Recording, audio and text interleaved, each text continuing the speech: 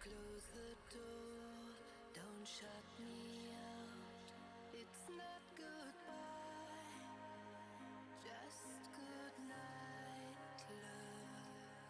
It's time to listen to your own heart and find the courage to believe as if I'm here.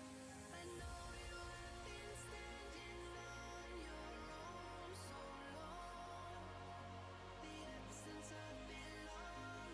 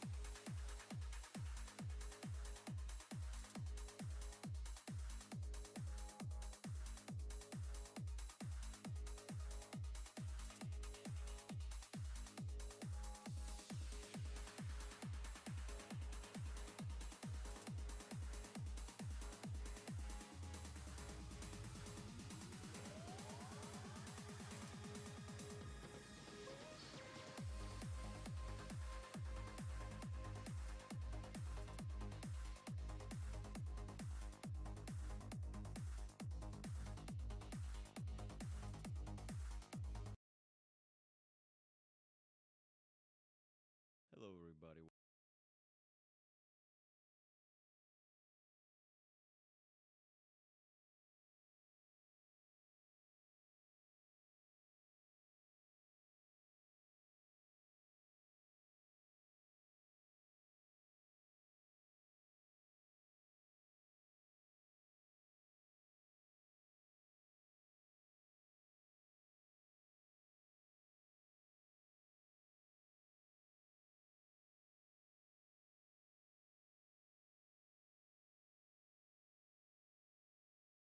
Hello, everybody.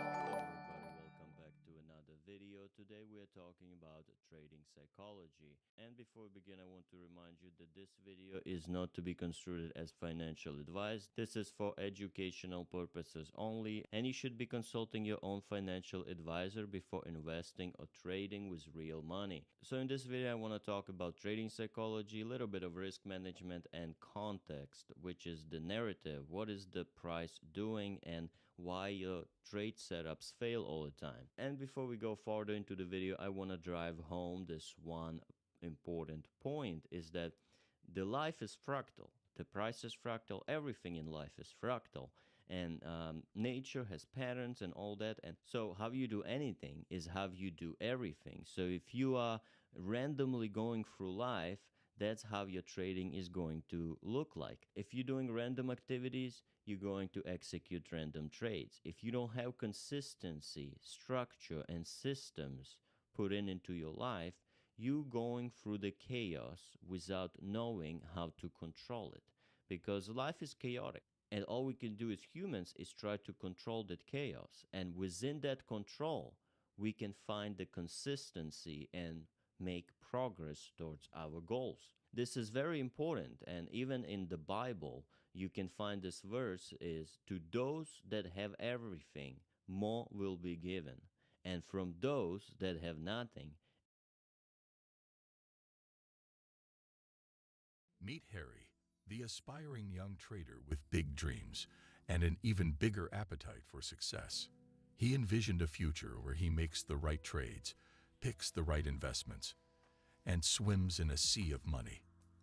In this future, he would buy the Rolls-Royce, buy his dream house at that exotic location, and accrue so much wealth that his children's children would never know what it is to lack anything. However, Harry's journey in the world of trading turned out to be far more challenging than he had anticipated. In 2020, he discovered the promising world of cryptocurrency, where technology was turning ordinary Joes into millionaires overnight. And if he was honest with himself, the tech wasn't really his interest. It was all about the money. So, he immersed himself in what he thought were market fundamentals, trends, charts, and learned about various trading strategies. But despite his efforts, his trades seemed to consistently go awry. It was one step forward and two steps back. Day after day, Harry struggled to understand the intricacies of the market. He would often succumb to his emotions, letting fear and greed guide his decisions. He would impulsively enter and exit positions based on hunches. His profits would soar to the moon one day, only to come crashing down like a meteor the next, which would often result in significant losses. As this was happening over and over again, doubt began to creep into his mind, and his confidence plummeted. With mounting losses, Harry found himself in a cycle of despair. He questioned his abilities, wondering if he was cut out for the trading world. And to make matters worse, he ended up blowing his trading bank. Harry was told that he needed to find something else to do with his life by those around him. He contemplated giving up and pursuing a different career path. However, deep down, a flicker of determination remained, urging him to persist. So, Harry ventured into the world of forex trading. Assuming that the market would be less volatile than the crypto market, he funded his account again, and very soon, his old friends, fear and greed, came back rearing their ugly heads. And very soon, he blew his trading account again. One day, in his despair, while meandering about on the internet, searching desperately for how to become a successful trader, Harry stumbled upon the psychological aspect of trading. And as a result, he went on a thorough exploration of the psychological dimensions of trading. He was intrigued because he found that he already knew all the things he needed to be a successful trader, and the only thing holding him back was his inner demons. He found that if he learned emotional discipline in trading, risk management, and develop a resilient mindset, he would become the successful trader he knew he could become all along. Inspired, Harry decided to embark on a journey of self-improvement, fund his trading account once again, and give it one more go. He began implementing the practical trading psychology techniques he'd learned. Techniques like strict risk management rules, defining his entry and exit strategies beforehand, detaching his emotions from his trades, and treating each decision as a calculated business move rather than an impulsive gamble. And as time went on, Harry's newfound discipline and knowledge started yielding positive results. He began to see a gradual improvement in his trading performance. Small wins became more frequent, and his losses were kept in check. With each successful trade, his confidence grew, and he started to believe in his abilities once again. Months turned into years, and Harry's persistence and dedication paid off. He developed a keen understanding of the market and honed his trading skills. He was transformed from a struggling trader to a seasoned professional who's consistently generating profits and building a reputation for his astute decision-making. How can a simple mental shift help him turn his initial struggles into a stepping stone toward a rewarding and fulfilling career as a trader? Before I continue, I would like to let you know that I am Harry. And if you're struggling with turning a profit with your trading, I want you to know that you can change your trading story, just as I changed mine. Many aspiring traders make the common mistake of focusing primarily on studying market behavior rather than understanding their own mindset and personal attributes and the reality of the market. In this video, I will share with you the 5 important things you should know about the psychological aspect of trading that I can guarantee you has been stopping you from becoming a profitable trader. I will share with you the reality of the market, what I've learned over the years on how to develop an ironclad trading psychology, and how this ultimately transformed my trading mindset and made me a better trader. Number 1. The answer is not in strategy. When I began trading, I kept searching for the next great strategy that claimed to have the highest chance of winning. As you probably know, there are numerous videos on YouTube offering such strategies. However, most of them didn't work for me. Don't misunderstand. Some of them were genuinely effective trading methods. What I didn't realize back then was that even if a strategy is good, it doesn't mean it will always result in consistent winning trades. To be successful with trading, you have to understand that having a good trading strategy doesn't mean you will win every time. What a good strategy gives you is a better chance of winning in the game of trading over the long term. This advantage comes from understanding the market, price action, using fundamentals to your advantage, and using tools like technical indicators. It's crucial to know that even with a good strategy, you can still make mistakes and lose some trades. However, if you have mastered your setup, back test and forward test before risking real capital and stick to it over the long haul, you will be successful. The secret is in having enough sample size. This mindset helps traders set realistic expectations, handle the ups and downs, and make smart decisions based on their advantage. Remember, the goal isn't to win every trade, but to profit over the long run. Number 2. Risk management. If you have been trading for some time, you would have experienced periods when your trades win almost all the time.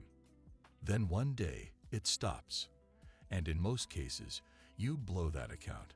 The problem here is that most beginner traders don't understand the concept of risk management. People often talk a lot about things like indicators and analysis to make smart trades. While these are important, the most crucial thing that decides if you do well or not in the long term is risk management. It's like the main piece of the puzzle for a successful trading career. So, what exactly is risk management? Risk management is like wearing a seatbelt while driving. Just as a seatbelt reduces the impact of an accident, proper risk management minimizes potential losses in trading and investing. As a forex trader, imagine you invest $1,000 in a currency pair. Applying risk management, you might set a stop-loss order at 2% below your entry point. This means that if the trade goes against you, you won't lose more than $20, which is just 2% of $1,000. Imagine losing just $20 out of $1,000. You're still good, right? This disciplined approach safeguards capital and allows traders to make decisions based on probabilities and risk-reward ratios, reducing the likelihood of blowing an entire account during periods of market fluctuations. Understanding and implementing effective risk management is key for long-term success in trading. Number 3. The market operates on its own terms. This market reality emphasizes the idea that traders don't have control over market movements, and it should serve as a reminder that despite our predictions or preferences, the market operates independently. Imagine you're in a boat on a river. You can paddle and steer, but you can't control the current or the weather. Similarly, in trading, you can make informed decisions based on analysis and strategy, but the market itself is influenced by countless factors like economic news, global events, and the actions of other traders. For example, let's say you analyze a stock and believe it will go up. You buy shares with the expectation of making a profit. However, if unexpected negative news hits the market, the stock may go down instead. The market does what it wants, and external factors can override your predictions. Accepting this reality is crucial for traders. It encourages humility and flexibility. Instead of trying to control the market, successful traders adapt to its movements. They use risk management strategies, diversify their investments, and remain prepared for unexpected changes. Always remember that the market has a mind of its own, and success often comes from understanding and working with its inherent unpredictability. Number 4. Eliminate the distractions. Imagine you're trying to learn a new skill, like playing a musical instrument. There are countless tutorials and opinions online about the best way to master it. However, what works for a famous musician might not suit your learning style. Similarly, in trading, finding your own path is crucial.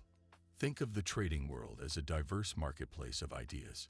Each trader approaches it differently, bringing their unique strategies and perspectives. What might work for someone claiming to be a market guru online might not be the right fit for you. The key is to develop your own approach, one that aligns with your personality and trading style. So, cut out the noise and focus on what resonates with your instincts and aligns with your personal approach to the market.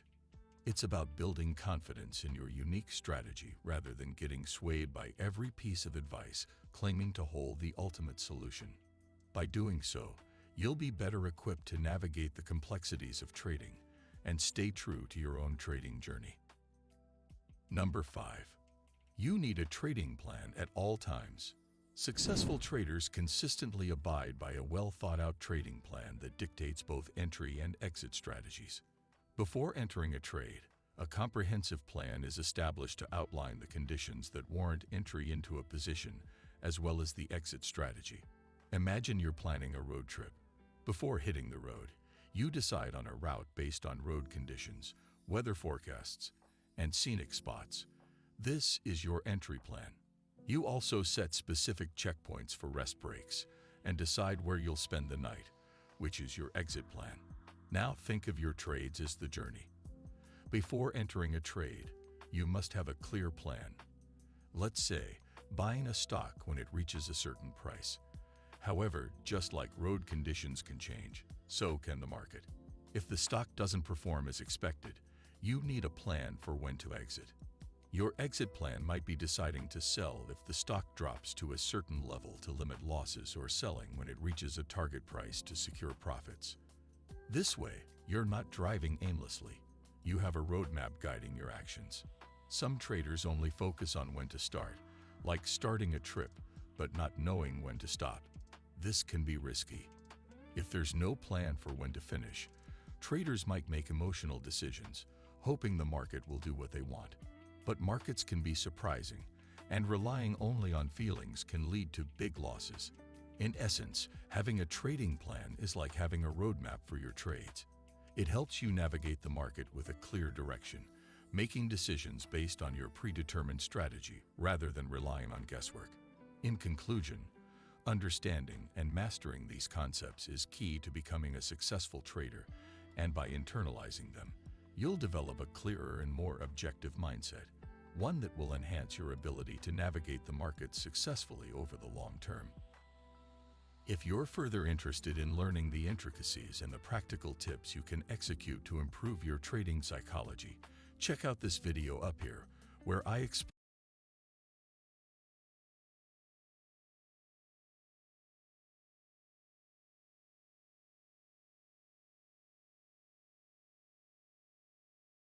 Just a month ago, I was invited to speak at Traders for a Cause conference in Las Vegas. For those who don't know, Traders for a Cause is a non-profit organization with a mission to promote a culture of altruism within the trading community. And 100% of the donations will go to charitable causes. As one of the guest speakers at the event, I shared a very personal but important story about my trading career. The story was on trading psychology and anger management. If there's a piece of advice I could give to my younger self, this is it. So enjoy the video. Another first-time presenter. She is known as the Humble Trader. And Shay Huang, come on up. Hello. Wow. Now that I'm on stage. This is probably the first time in the last 3 days I'm taller than anyone here at this conference. I met so many people in the last couple of days. I met Zach, the man who made this conference happen. The man is probably like 6'5". I met Gordon from Centerpoint. He's probably, 6'4". I met Lucas, the short bear, and he's like 6'7".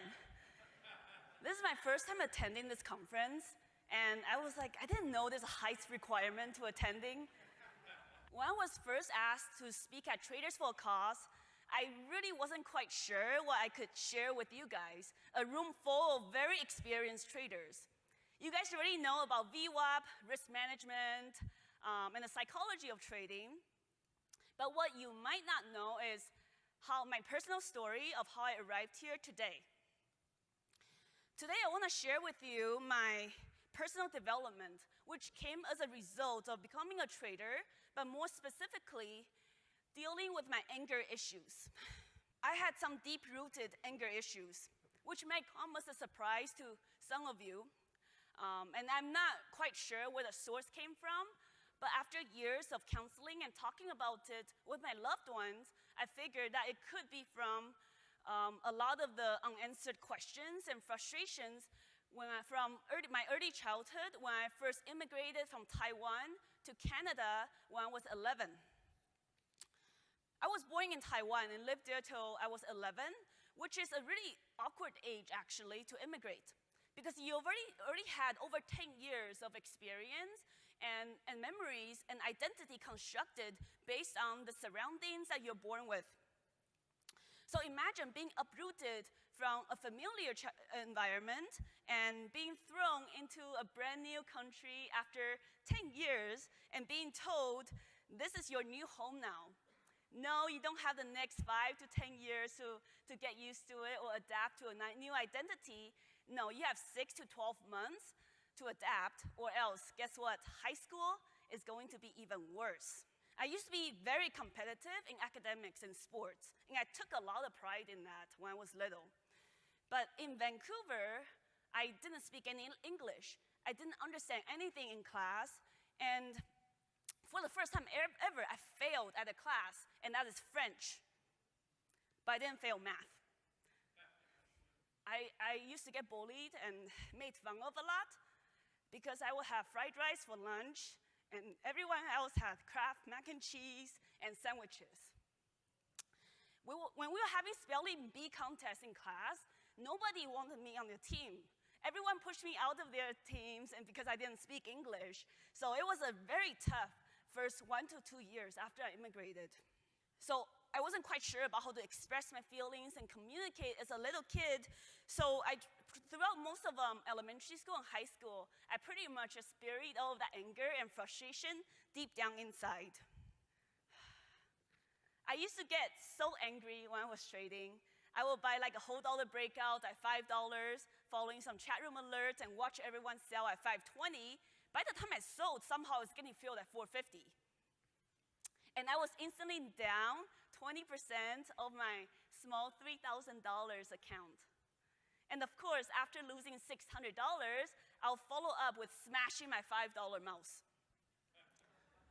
I think the reason that my struggles with trading really triggered and uncovered a lot of my anger issues from all the negative memories from now almost 20 years ago, it's because it's the first time in a while that I have challenges that I cannot speak to anyone else about.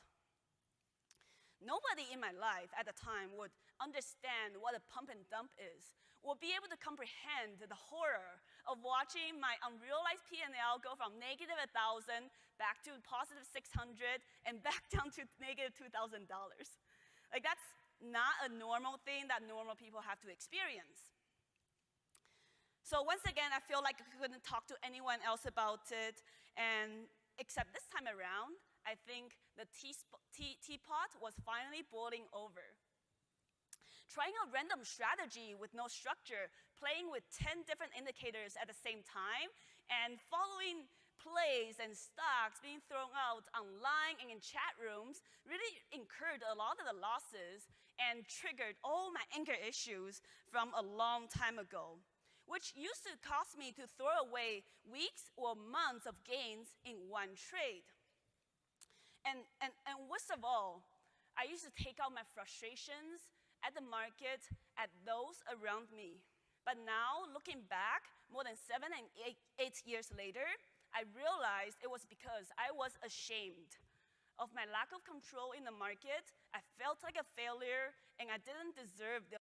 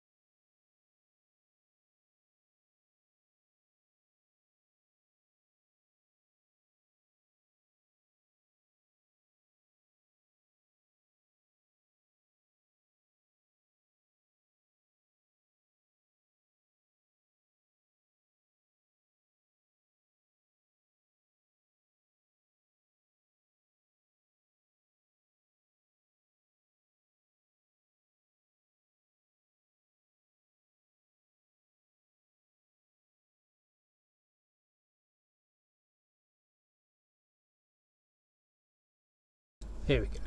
Now I'm talking. Haha.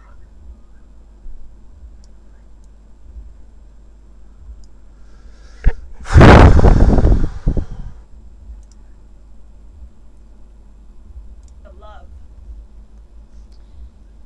I was so scared of disappointing my immigrant parents. They gave up everything they had in Taiwan so I could have a better life in Canada. But instead of becoming a doctor or a lawyer, I became a DJ in the market, throwing my money away. So this downward spiral of losses, I really went on for months until I truly sat down, looked at my roller coaster P&L, and really realized I was just gambling with my emotions. Understanding the roots of all that suppressed emotions was really crucial to myself to actually start taking accountability for my actions in trading. Losing over $10,000 and almost $20,000, which at the time, at the age of 22, was all the life savings I had, really forced me to grow up, finally, seek help, face my childhood traumas, and really try to understand why I was so angry all the time when I was trading. So, finally, after that, I could acknowledge that if I lose money in trading, no, it was not because of the market makers or the manipulators. No, it was because I was a very angry 20-something-year-old who lost emotional control. I finally took a hard look at myself, at what's causing me not to succeed in trading. Was it the market being unfair to me? Was it the wrong indicators? Or was it simply just me? Making money was definitely my initial motivation. I wanted the money to buy VIP tickets to EBC Las Vegas. But eventually, the purpose grew to be, I want to make more money, so eventually I could quit my job at the time and become a full-time trader. While all of that is normal, I think it could be a very dangerous, slippery road, because I actually found myself slowly and subconsciously tying my entire purpose and, most importantly, my self-worth to how much money I was making or losing at the end of the trading day. And this became especially bad after I quit my job to day trade full-time, because the market had become my everything. If I ended the day red, I would feel worthless and feel like a failure, and I didn't deserve anything positive for the rest of the day. And if I made money, I'll feel great for a little bit until I see someone else make more money on the same tickers online. Then I'll really quickly feel like a failure once again. I didn't leave my house anymore. I still don't. I didn't commute to work anymore. I didn't get to interact and talk to my colleagues at work and do this with anyone. But this is actually one of the biggest reasons I started my YouTube channel in 2018. I wanted a creative outlet for me to use my video editing skills and story to BFA degree in film. But I really love connecting with my audience, answering their questions, and helping them with the same issues I had many years ago when I first started. And I actually take pride at all the bad jokes I sprinkle in the videos. Because I'm secretly preparing for my audition tape for Saturday Night Live. I also started in design consulting, e-commerce, and real estate flipping. The intention was not to make more money, but to expand my life skills, grow my horizon beyond just the stock market, and most importantly, create more purpose and meaning in my life, so I comfortably in Vancouver. And I'm really proud to say I was able to do so earlier this year. Thank you.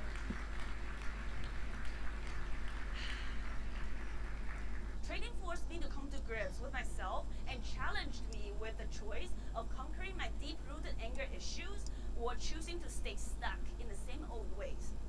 Now I truly believe to become a profitable trader, yes, you need good strategies and good risk management. But to stay a profitable and fulfilled trader, you need a greater purpose than just your daily P&L and not let the market consume your entire life. Thank you so much for inviting me to speak at Traders for a Cause this year. My name is Shay Huang, humble trader. It's been an honor. Thank you so much. I hope you really benefit from these life story snippets of Shay.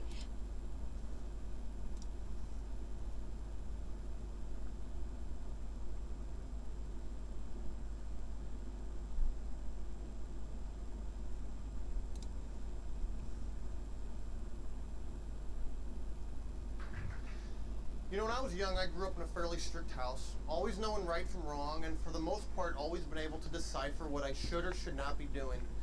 And now that I'm a parent, I realize that having and enforcing a set of rules is an extremely important part to an orderly and functional household. And any trader that wants to make it for the long haul must also have a strict set of rules and make sure we stick to them. Because at the end of the day, what good are rules, even if we break them maybe 2 to 3 times a year?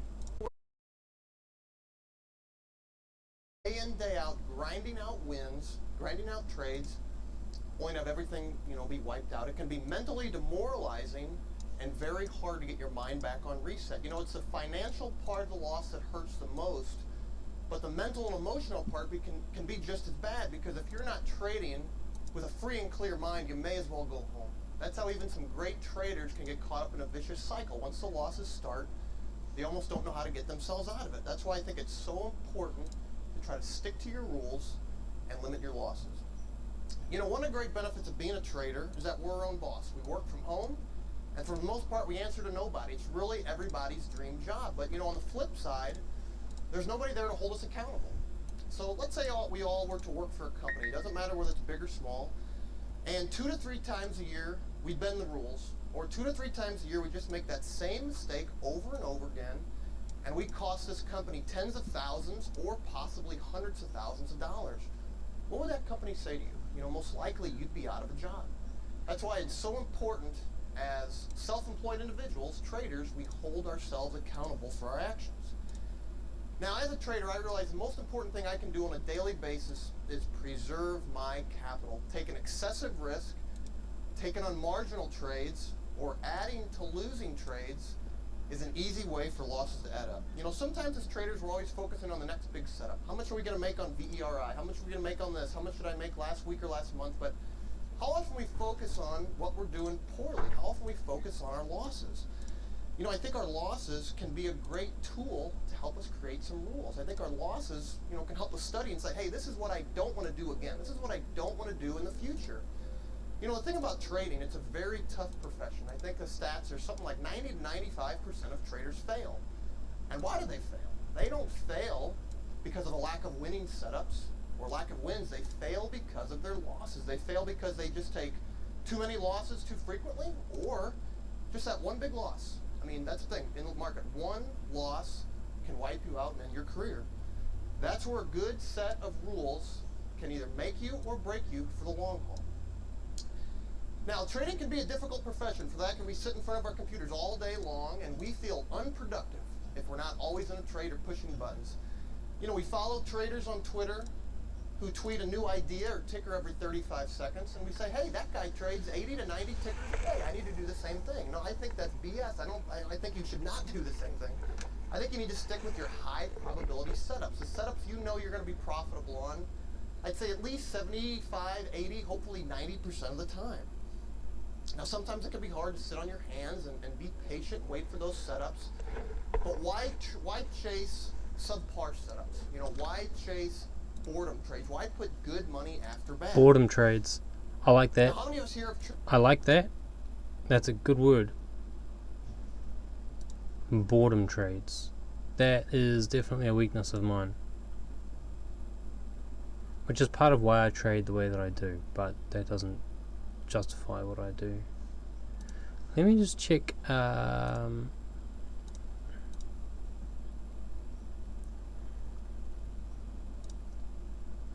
this real quick. Am I actually working? Are we streaming? We streaming? We are.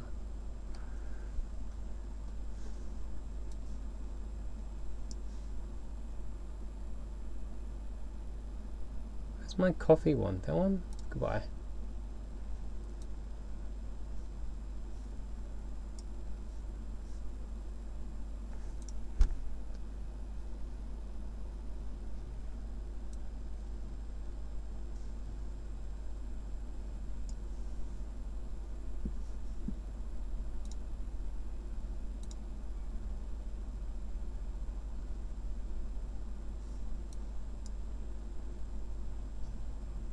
It should be 0, by the way.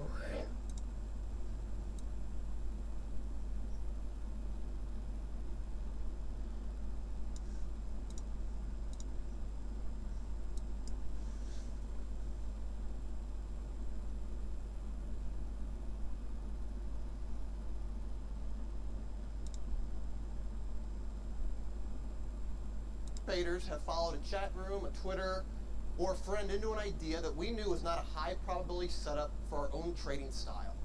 Now, we all have different trading styles here. What works for you may not work for me. Personally, I'm a terrible long bias trader. If and when I ever do go long, I take profits extremely fast, knowing that a lot of times profits can just get away from you pretty quick. I don't have the patience nor the conviction, to hold them. That's why month after month, year after year, I personally get more strict about the trades that I place. I probably place half the amount of trades I did maybe just 5 years ago, but I make way more money. Why? Because I trade the high probability setups I know I'm going to be profitable at 80 to 90% of the time. I like to use size with those trades, and I have very strict rules when it comes to cutting losses. Now, I'm sure most of us as traders have rules, or at least we should. How many of us use stops? I mean, stops are a must. I mean, we all have to use stops. Now, No, we don't. I personally rarely use hard.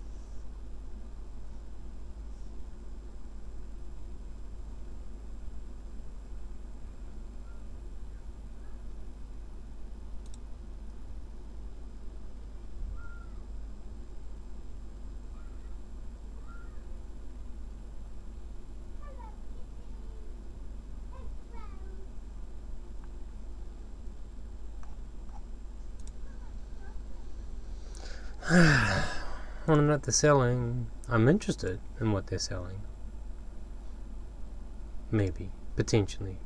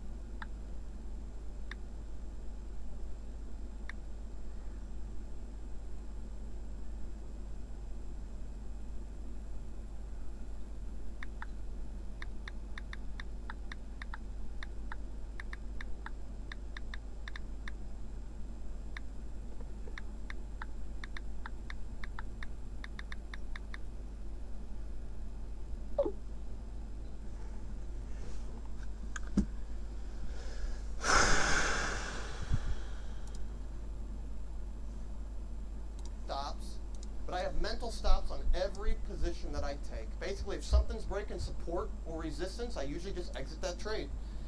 And I think most of us here need to have a mental idea in our head of where we're going to exit a trade based on, based on where it goes against us. How many of us here have ever been in a losing trade and we're down something small, maybe $5,000, and we think, I'm not going to cut it. I feel like this is going to be a winner, and we add to that trade. An hour later, we're down $20,000 to $30,000, and we think, wow, it's hard to, I can't cut it now. We hold it till the afternoon. Maybe tomorrow it gaps up. Just we're cut down it. $70,000, $80,000, $100,000, and we think, what the heck just happened? I mean, I could have cut that loss yesterday for 3, 4, 5 grand. Now I've given up 10, maybe 20% of my year just by being stubborn. Think about how much more money we could make at the end of the year if we just stick to some simple rules and cut our losses at an appropriate place. Now, for me personally, I very rarely enter a trade unless it's with starter size.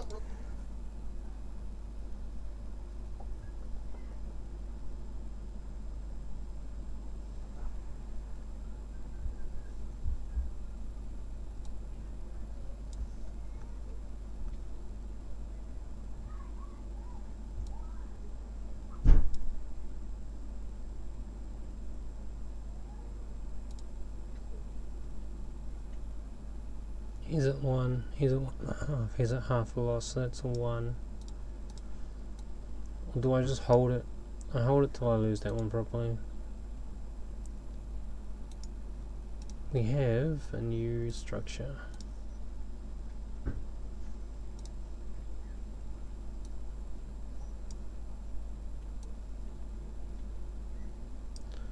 Do I close it? No, I put a stop loss here.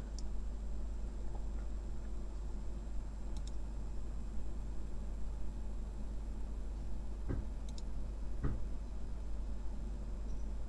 was going to say if it touches again but okay, we closed out, so we're up 1, so that's fine. So we've closed out here at 1.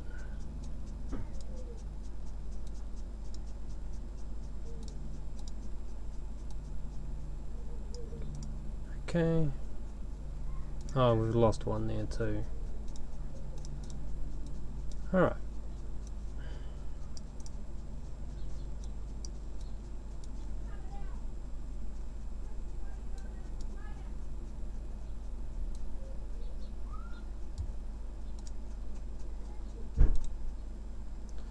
Not in a trade, let's just see what happens. Let a shape form.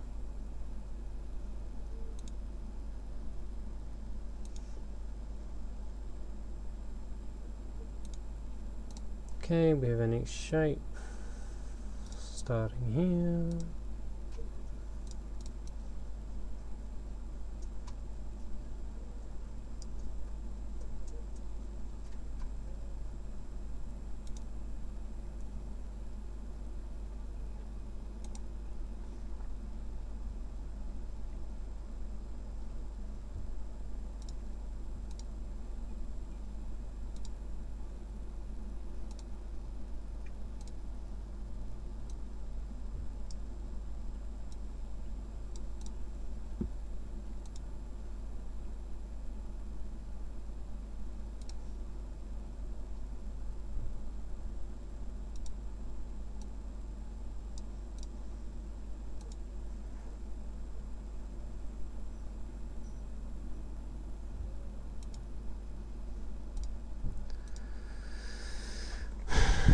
That dip there earns me this one.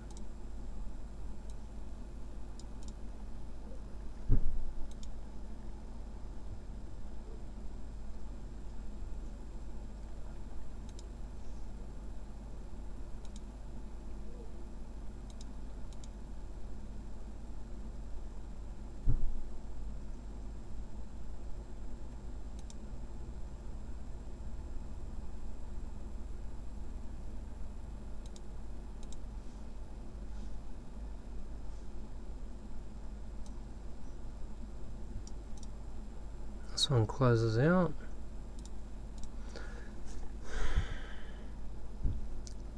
Do I buy another one back in?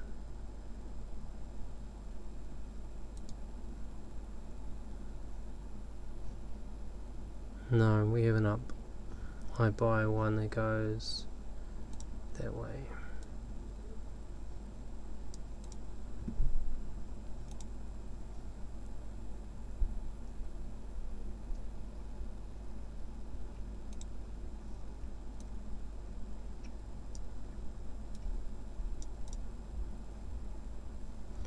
Then I want to buy another one here. That's what I want to do, right?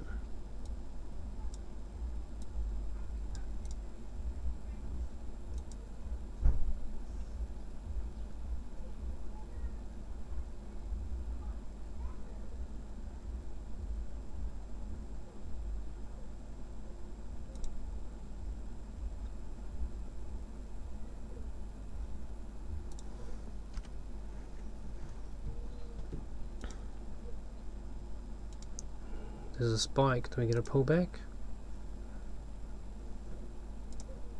That's a pity.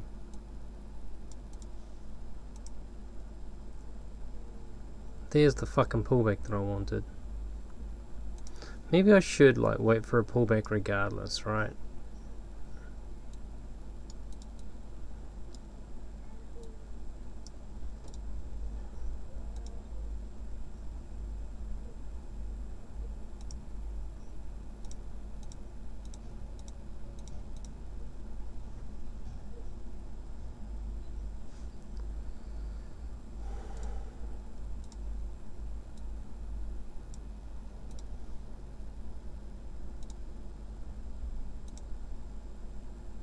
There it is there.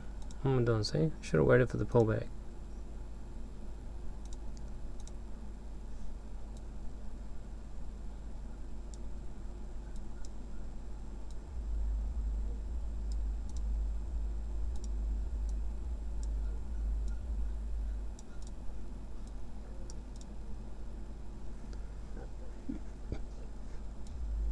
Now that is a flat. Come back to here. If this comes back to here, we have to close, but otherwise we start making money.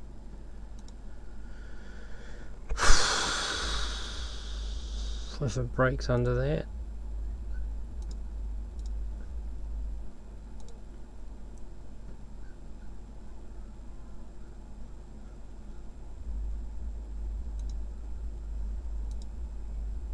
I lose half, I lose one.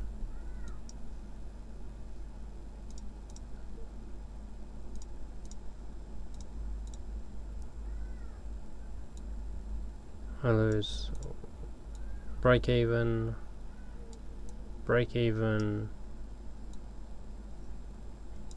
two,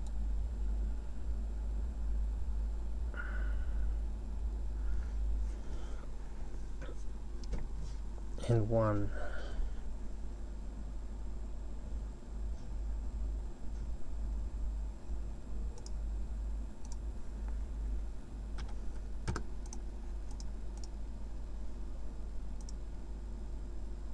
What do you mean the bot has stopped? For fuck's sake.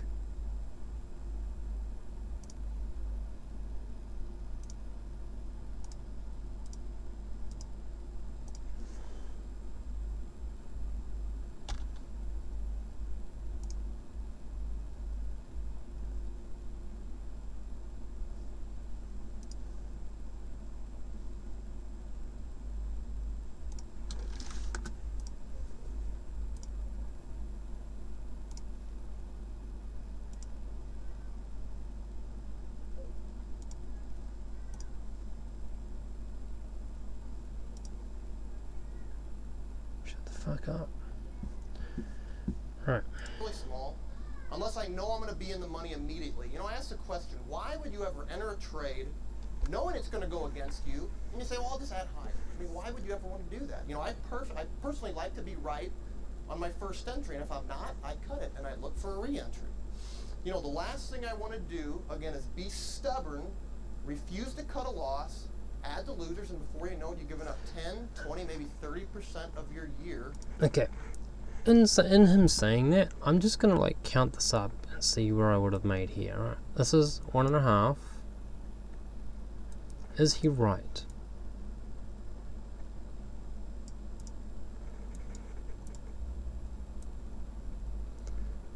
That's 3.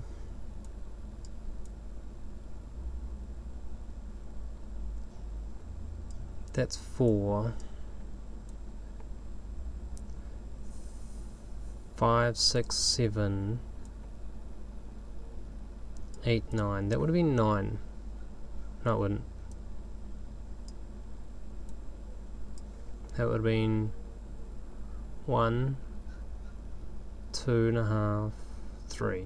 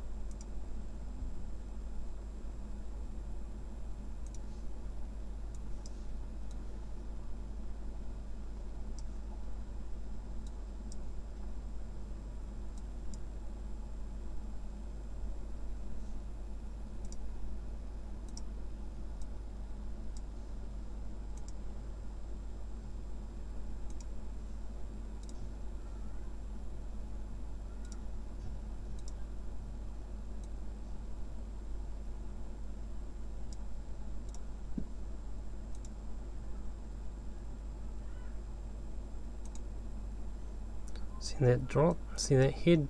That stop there? If it drops below this, I close it.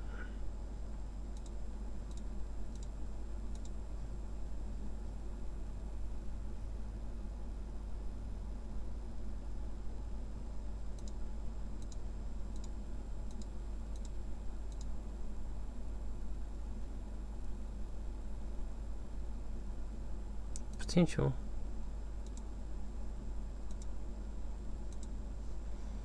This is a new zone.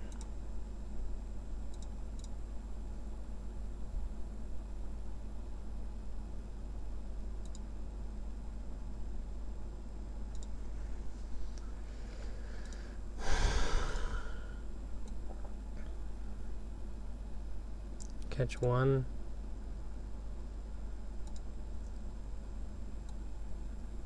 Two and a half. Or do I play it out? Do I take 2.5? No.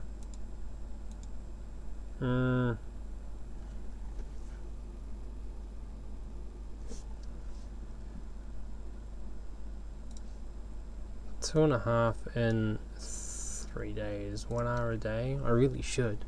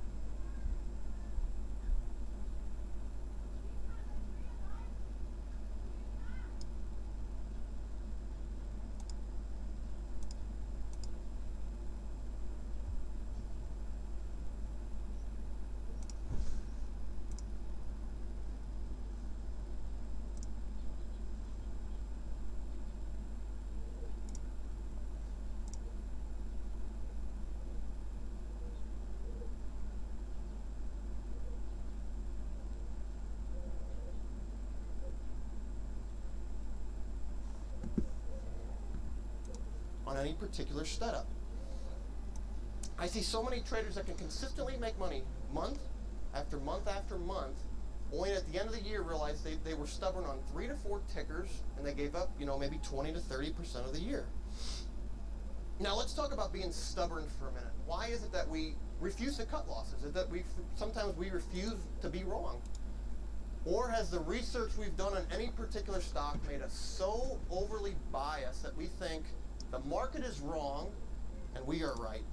Or did we possibly take on too much size overnight on a low float stock that's opened dramatically against us? There's numerous reasons we take losses in the market, and a majority of them are our fault. We can say, well, Dries was manipulated when it went from 5 to 115. Or, KBIO was a fluke when Shkreli bought it and went from 2 to, 40s within a couple days. And those are true. I mean, Dries was manipulated, but at the end of the day, nobody forced us to hold Dries. From 40 to 60 to 80 to 100. Nobody forced us to hold KBIO. Some people added after hours. Some people added the net, a few days later. I think at the end of the day, our losses are they're basically our fault. I mean, sure, there can be unexpected news or events, but at the end of the day, I think it's our stubbornness that leads to some of our biggest losses. Now, I personally have a lot of rules in my trading. I've already went over a couple of them. Most of them are just ingrained in my head. I know I'm just like walking, talking, eating, and sleeping. I don't even have to think about them. But I'll go over quick, a couple of my top rules again real quick. I like to trade the best setups out there. Setups that I know I'm going to be profitable on 80 to 90% of the time. And I like to use size with those setups. I ask a question. If you see a setup and you say, hey, 9 out of 10 times I'm going to make money on this setup, why would you not want to put big money behind that trade? Why would you not want to? I think the risk reward is definitely on your side there. I think, for me personally, the big money's in the big wins. I'm not going to get rich scalping. It's just not for me. And I certainly know I'm not going to lose money on boredom trades because I just don't play them. If the setup's not there, I sit on my hands. If not, I'll just leave for the day. I never feel forced to trade. Second, never ever add to losing trades. There's a reason the trade is going against you. You're wrong. I mean, that's all there is to say. You need to exit that trade and look for re-entry. And don't ever say to yourself, it can't go higher. I mean, it can't go higher or it can't go lower. For anybody that says it can't go higher, put a chart of Dries next to your computer from last November. For anybody that says it can't go lower, put a chart of Dries next to your computer from November 15th to a few weeks ago. It's down 99.99%. There's a prominent hedge fund manager out there a few years ago that was bullish on Valiant. He was bullish in the 200s. Bullshit 180, bullshit 150, bullshit 100, bullshit 80, 60, 40, 20. I think he finally sold at $10 or $15. Why? I mean, just stubbornness. And that's all it is to it. It's just stubbornness, in my opinion. Third, take profits on winning trades. I always scale out of positions. Let's say I'm short 50,000 shares of a position and it's reached maybe 70% of my target. I like to take at least a third off right there. Always lock some in. Falls another 10, 15, 20 cents, take another 10, 15,000 shares off, whatever it is. Don't ever try to be so stubborn to try to pick the exact tops or bottoms. Another one is always trade with a free and clear mind. I've noticed that if I don't sleep well, maybe had a traumatic event in your family, whatever it is, it's just best not to trade. And don't ever trade if you feel obligated or forced to make money. If you had a big loss last week, don't ever revenge trade. You really have to have a free and clear mind to trade in the markets. The biggest one of all, and lastly, is cut losses, cut losses, cut losses. I think as traders, if we can create a good list of rules with strict stop loss management, I think at the end of the day we can become more profitable traders. Thank you.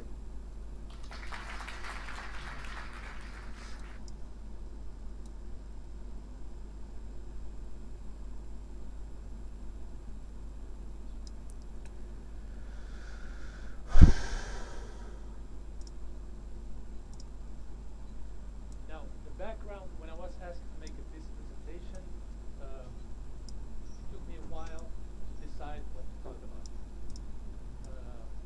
Since I have a finance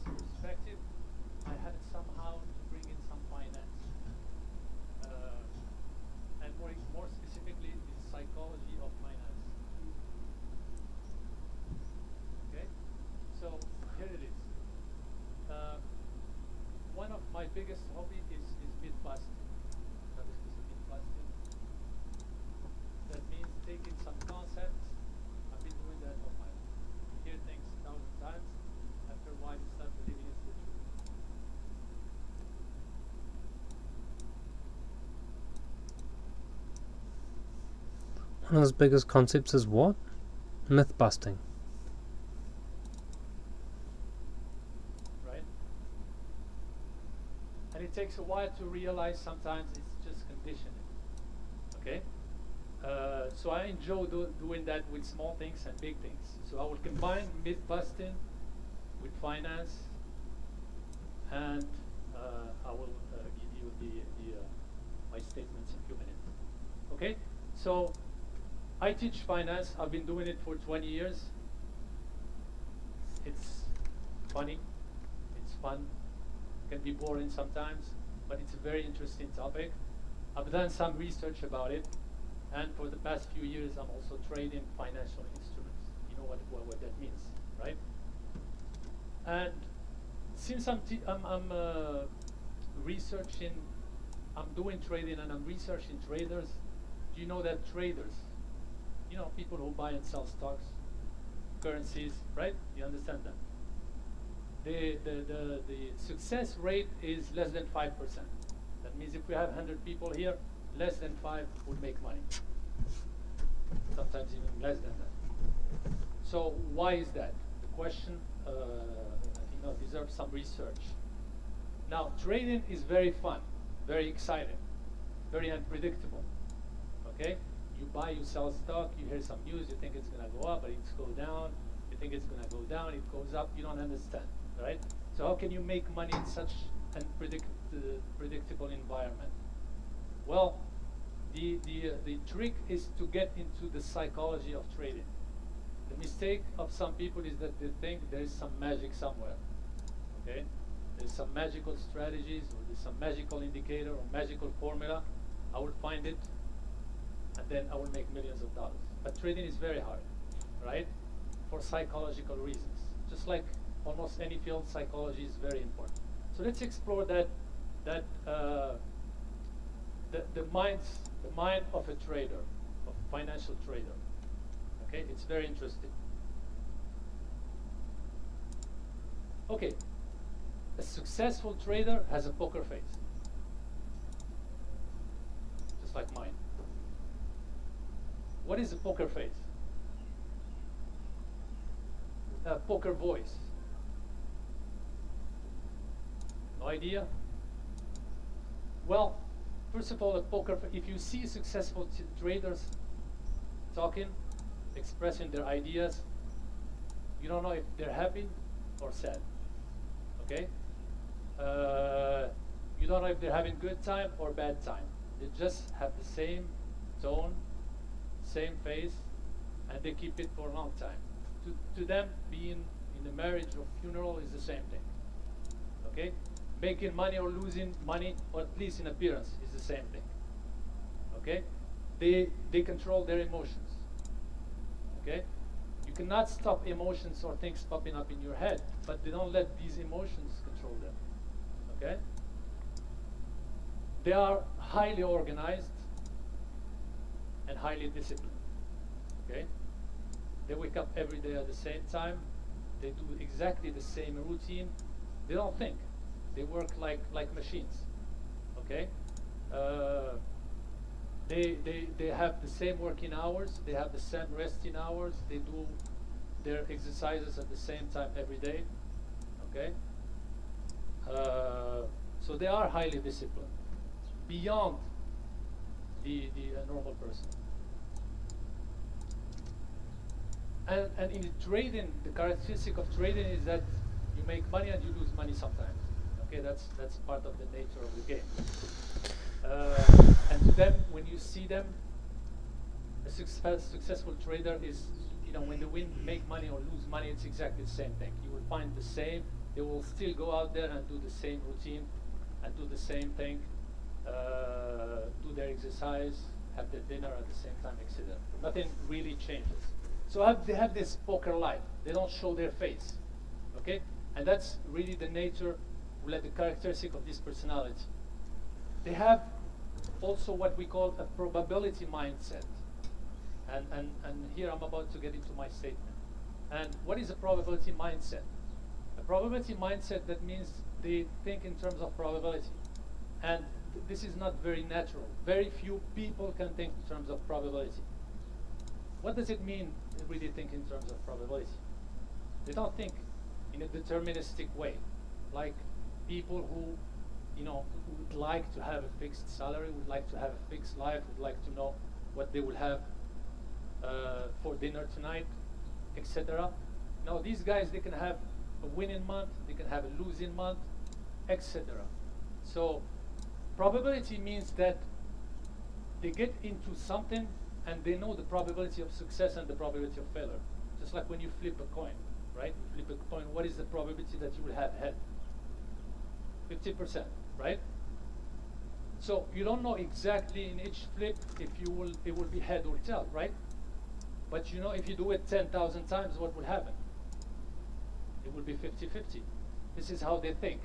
So to them, you have to keep doing the same thing over and over and over thousands of times in a very boring way without thinking to get their probability of success, which usually to them is more than 50%, right? So it's okay if you lose sometimes. You know you will win more than you will lose. But this is so heavy on the thinking mind that it's, 95% of people cannot do that, okay? Usually because they don't know how to do it. So these people, they're not projected in the future. I'm talking about these people like they're aliens. They are supernatural in a way. They have no projections in the future, right? They don't think about tomorrow, after tomorrow. Well, actually, they think about it, but it's not affecting their emotions, right? They are here now, okay? They can feel their body, their sensations. They can hear you. They can analyze what you say in an unbiased way, which is very hard because the mind tends to be projected in other things that are not here, right? This is the natural way of doing things. To them, nothing is a problem. It's a situation. Everything is a situation. Whether we perceive it to be good or bad, we are in a situation, we have to manage it. Okay? So if the situation is what we call bad, well, I will get rid of it as fast as possible. Okay? That translates into them, when you have a losing trade, I will not let the loss go very far away. I will get rid of it now before the loss gets bigger. Okay? And that's very hard to do because we don't accept a loss. So sometimes we have a losing possession and we keep a losing possession until it gets worse and worse and worse and worse. Okay? When a situation is bad, then you try to make the most, or good, sorry, what we perceive to be good. We try to keep it as long as possible, make the most of it. Okay? So we prolong the good situations and we shorten the bad situations. And this is the probability mindset. This is how you win. This is similar to what people say, you do it over. If you fail, you do it over, you fail, keep doing it until you succeed. It's kind of similar, but it's not exactly same. It's a probability way of thinking. Now, the interesting part is that, and here it's a little bit controversial because positivity is really a big thing for everybody, right?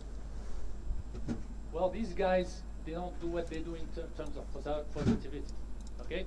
And I will go as far as there is a confusion of what positivity is, because I don't really think positivity gets you the good things, okay? It's other things that will get you there. Positivity is more of like sugar. It makes you feel good, right? But since we live in a world of duality, if you think about positive, there is no way that you can forget about negative things. Okay, so it's a tricky concept. So it's not about positivity. Positivity is the future, it's not now. These guys are not about hope, again. Hope is similar to positivity, okay? I'm not really, saying these things are bad. What I'm saying is that they have a dark side to them, okay? Positivity and hope can be very tricky. I know people who've been positive all their life, and they really haven't done much. But when you see them, they're positive. If you throw something bad at them, they will look at it from a perspective and they will interpret it as being good. So they're always playing this ping pong game of good, bad, good, bad. You cannot think about bad and not good, or think about good and not bad. So you're always playing this ping pong game, and it's very tiring, believe me. Can be very tiring for some people. Okay? So no positivity, no hope. So we replace this concept by clarity. They have a clear mind. What is a clear mind? A clear mind is a mind that is here, present, that is not affected by the future, the past, by the hope. No, it's here, completely empty, unbiased, interpreting things as they are, not as the mind thinks they are. Okay? And we will replace hope by focus. So, into the world of trading and finance, we change positivity and hope to clarity and focus. In other words, we want to be here and not there. Okay, so what's wrong with positivity? I'm not saying it's wrong. I'm just talking about the dark side of positivity. Okay? Well, you know that saying, the people are positive, you know that saying, when life throws at you a lemon, what do? You make a lemonade, right? That's a famous saying for the positive community, which is almost everybody. But the problem is if you have a lemon, do you know how to make lemonade? If you know what I'm saying. Because there is always a gap. Okay? And if life gives you what you think is a lemon, is it really a lemon? Because sometimes what you think is bad, you think something happens bad to you, you wait a little bit, you realize it wasn't so bad. Because it threw you into something that opened some doors for you. Okay? So it's always a mind interpretation. What appears to be bad can be good in a longer perspective, and vice versa. Okay, so there is this gap. Well, an example would be, okay, I want to have this nice house, but I don't have a nice house now. There's a gap. And that gap can widen. Why? Well, because you start wondering, how on earth am I going to get the money to get this house? Right? Is this legitimate? Right? So you can get into a vicious cycle of thinking that widens the gap. And it happens all the time. Okay? Like what he just said before, you know, it's not because you think positive about something that it will happen. Okay? Because there's now a reality that is in front of you that keeps throwing you away from it. So at the end, it might get worse. And this is what happens to most people. That's the reality. So it's not easy to manage. So closing the gap is between what you want and what you see right now, because what you see right now can be very bad according to your judgment. Okay? But it's here, so it's affecting you, and it's hard to get away from it. That's why most of the rich people are from family who have money. Most of the poor people are from families who do not have money. That's the way it is, because that's what you see. It affects you all the time. So the people who go from one to the other is because they applied, or you know, the very high self discipline or some kind of self pressure, self clarity that we'll call that got them to there. And it's really a minority. We have to be real about it. The last thing about positivity, you know, or before last thing is that, you know, positivity and hope, willpower, motivation, these things need a lot of energy, isn't it? Right? You have to keep pressuring yourself to remember to think about this all the time, right? And this, you know, in a sort of funny way, can be fueled by sugar. I mean, if you want to motivate yourself all the time, keep repeating affirmation all the time, keep doing all this, you might have to eat a lot of sugar, because you need that energy. It's an energy that you need that will go away. So I know a lot of fat, positive people. I'm sorry about that, but it's one of the risks. If you use positivity in I would say, wrong way. And it can lead to depression. I mean, there are scientific studies about this. You know, people tend to ignore the dark side of these things. But there are some negative or some studies that actually link positivity to depression. Why? Because of this gap that I said, the gap between what you want, what you really want, and what you have, and that you cannot close. And by not closing it, you can have some mental issues. Okay? All right, so we want to replace positivity and hope with clarity and focus. Okay? So clarity and focus, that means you are here. Okay? Not there. I'm not in tomorrow. I'm not in the other building. I am here. I'm watching you. I'm trying to feel you. I'm trying to feel the building without any bias judgment. Okay? This is what clarity is. I'm empty in my mind, so I cannot judge you based on my programs. So I can judge you as you are. Okay? This is what clarity is.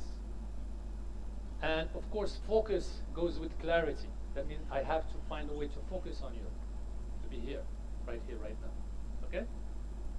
So I really believe that, a lot of people who make it, who do good things, they talk about positivity, but somehow they have this clear mind, okay? And they add positivity to it, and they have very nice mix. But some people just cannot make it with positivity, okay? And they are not given the right directions into starting working on clearing their mind before they can become positive. Okay, so when you are clear, it's not that you have no emotion, that's not really exact, but we are human beings. You cannot stop thinking. You cannot stop emotions. But what you can work on is stopping or limiting the impact of your emotions on you. Okay? And that can be done with some work. Okay? So no emotions, things are what they are, not as I am. I'm seeing you as you are, hopefully, not as I am, not filters of my mind. This is how traders make money, because they are able to judge the market based on what it is, not on what my mind is, okay? On what happened yesterday or 1 week ago, etc. Okay? That's what clarity is. I cannot judge things well if I'm positive. Positive is tomorrow. No, you know what I mean? Okay, and these guys are single-minded, of course, because they are very focused and they have realistic expectations. Okay, realistic expectations, and I think somebody touched on that, is that, it's things are not as simple as you might think. For example, a few days ago or a few weeks ago, I was interviewing one guy to work in finance academy for me, and he wanted to impress me, and the first thing he said, "You have to hire me. I'm the future Warren Buffett. I'm very positive, very, well, I told him, first of all, Warren Buffett is not a trader, he's an investor. Well, he invests in financial instruments, but he's not a typical trader. And I don't like that much positivity. And I wanted to say something, but it's gone. But anyways, I ended up hiring him, not because of him, because he was really funny, and because he knew about finance somehow. Okay, but I told him, Warren Buffett is not an investor, and it's not realistic. There's only one Warren Buffett. There will never be another Warren Buffett. People like Warren Buffett, Bill Gates, Steve Jobs, or whatever, these big names. These people, we call them statistical outliers. I don't know if anybody knows what that means. Statistical, just listen to Bill Gates. He says that I'm here because I'm lucky.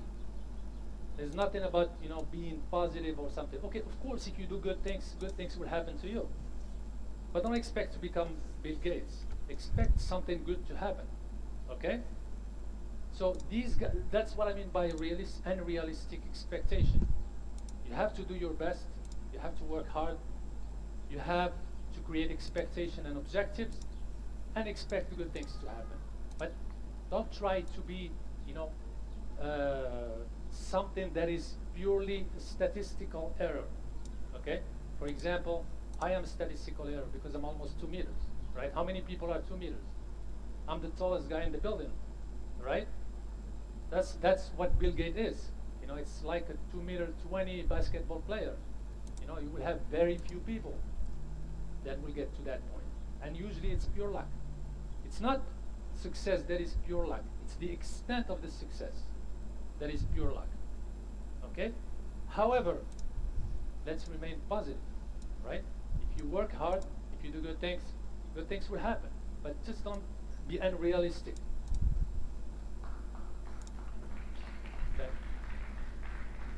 Okay. Now, I will just finish by giving you, just maybe how, a little bit to become clearer. First of all, since we're talking about success, we enjoy success, we'd like to have success. Well, success, first of all, it's up to you to define it. You define what success is for you. If success is having a salami sandwich, that's fine. It's nobody's business to judge you, right? If success for you is to have a lot of money, good for you. Just make sure that you don't have that gap, that you can get there, that the gap is not too strong for you. Okay? So you define what success is. Then you clear your mind. Try to find or learn some tools that will help you clear your mind. Okay? Learn to live in the moment, right now. I want to be here, not there. I want to judge things as they are, not as I am. That's another way of saying walk the path of probability. The path of the probability is repeating the same thing exactly without thinking over and over and over and over and over, right? And the statistic will be on your side at the end. By probability, you will win when you do it 100. There is nothing, it's not a miracle, it's purely mechanical. When you repeat things over and over, statistically speaking, you will, if you choose a good distribution, you will win. Okay? So it's not magical. Okay? It's exactly like a blind walks, right? A blind walks successfully by going this way, then this way, then this way. It's never a straight path. Okay, that's the probabilities way of thinking. Okay? Well, how do you have a clear mind? Well, I'm sure there are many ways, but to me, I think the best way is just learn how to breathe. It's as simple as that. Simple does not mean easy, right? Simple just means that, the path is very clear. If you learn how to breathe, I'm not necessarily talking about meditation. When you learn how to focus on your breathing, you learn to become single-minded. If you focus on your breathing, you are here. Okay? So this is an exercise that you can read about it, research it, but its clarity or mind clarity is directly linked to how you breathe. If you breathe well, if you learn how to breathe, you will have a clearer mind, and maybe you will become a good trader. Okay? Thank you very much.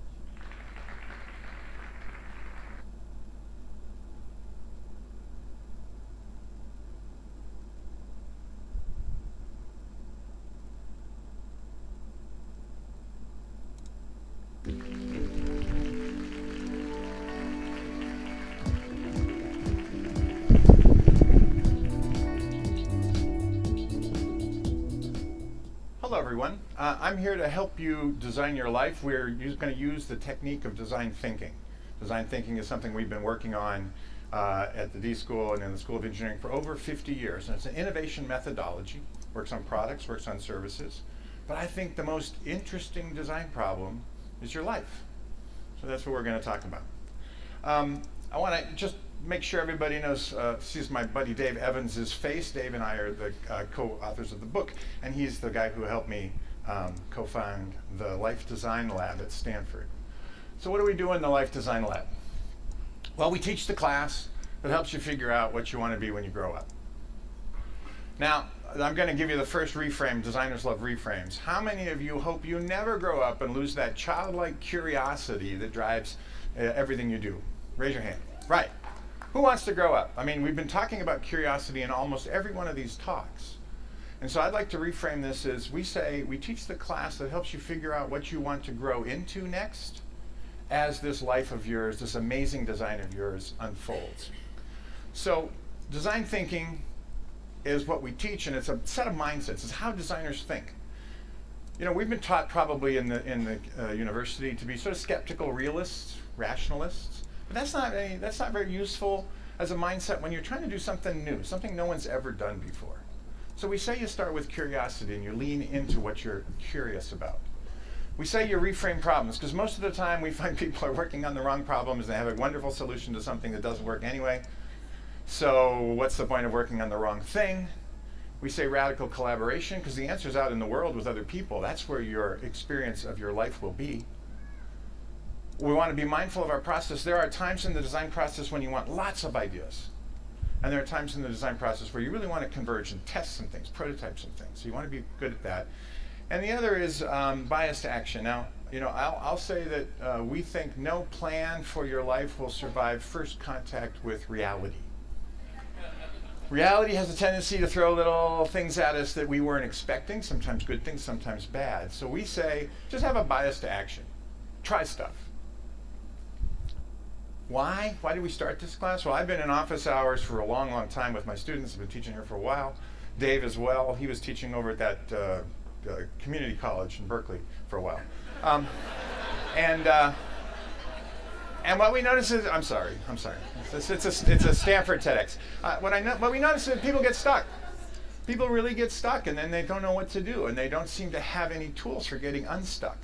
And designers get stuck all the time. I mean, I signed up to be a designer, which means I'm going to work on something that I've never done every day. And I get stuck and unstuck and stuck and unstuck all the time.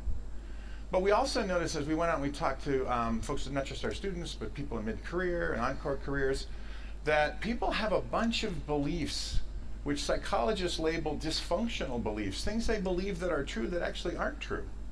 And it holds them back. I'll give you 3. First one is, what's your passion? Tell me your passion and then I'll tell you what you need to do. Now, if you actually have one of these things, these passions, you knew at 2 you wanted to be a doctor, you knew at 7 you wanted to be a clown at Cirque du Soleil, and now you are one, that's awesome. But we're sort of research-based here at Stanford, so we went over to the Center for the Study of Adolescence, which, by the way, now goes up to 27. I met with Bill Damon, who's one of our colleagues. He's a fantastic guy. He studied this question, and it turns out less than 20% of the people have any one singular identifiable passion in their lives. So we hate a methodology which says, okay, come to the front of the line. You have a passion? Oh, you don't? Oh, I'm sorry. Go to the back when you have one. Come on back, and we'll help you with that. It's terrible. 8 out of 10 people say, I have lots of things I'm interested in.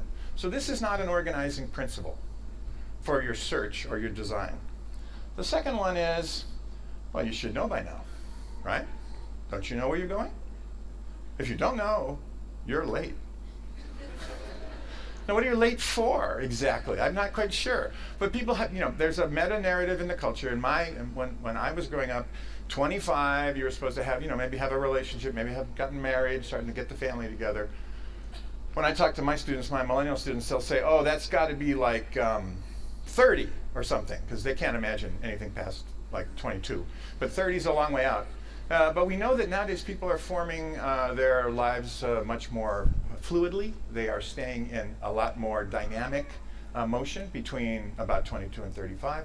And so this notion that you're late is really kind of, it's not only, it's like, well, you should have figured this out by now. Dave and I don't should on anybody. In the book or in the class, we don't believe in should. We just think, all right, you are wherever you are. Let's start from where you are. You're not late for anything.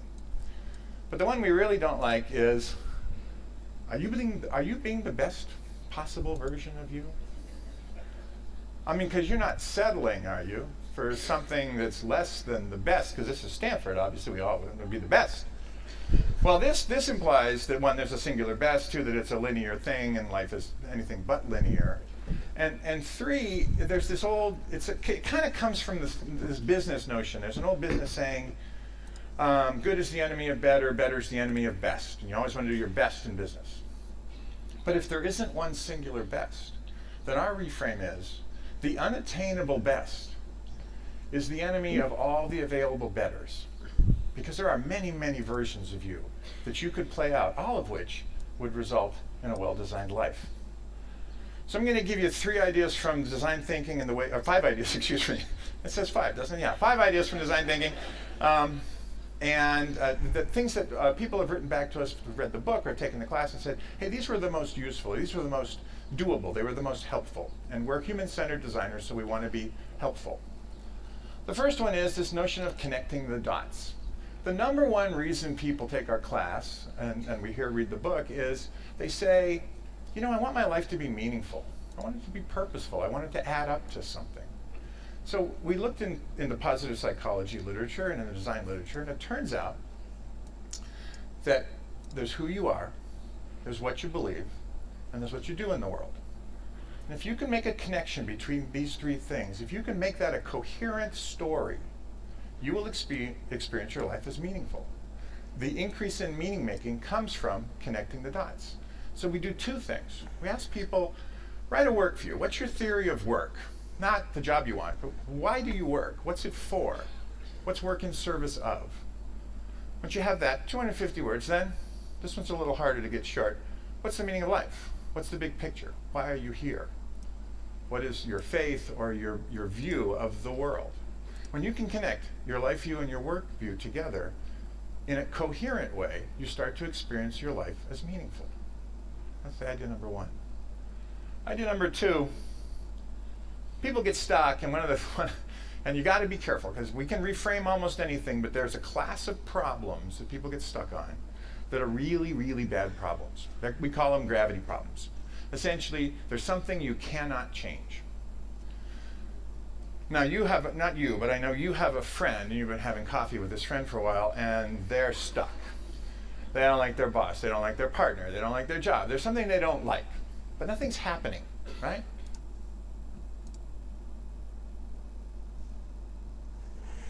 Give me a minute. What do I do with this guy? He's right in the middle of a pain in the ass of a spot. Pretty much everything I do right now is the wrong answer, so I guess the right answer is to do nothing. That feels really weird to say that, you know. In saying that, we do have... Hey. Yo. We locked up, there we go. We do have that. We do have that. Okay, these are the ones I had before, and it's been so long since I drew them that I forgot what they were for. So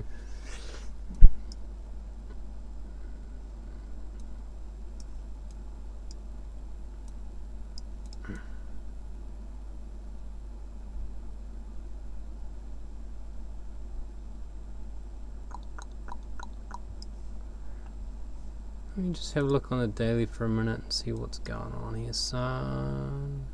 Where's the... It's definitely a daily uptrend for a long ass time, boys, so doesn't mean anything to this right now, obviously, but yes it does. So man, I want to deal with that kid. So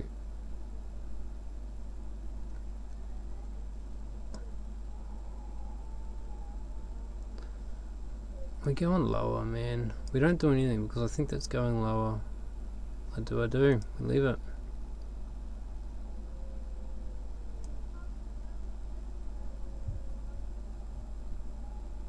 This guy's bounced again in the same spot. He's there. Have I closed both of these right now? I closed both of these in profit. How interesting is that?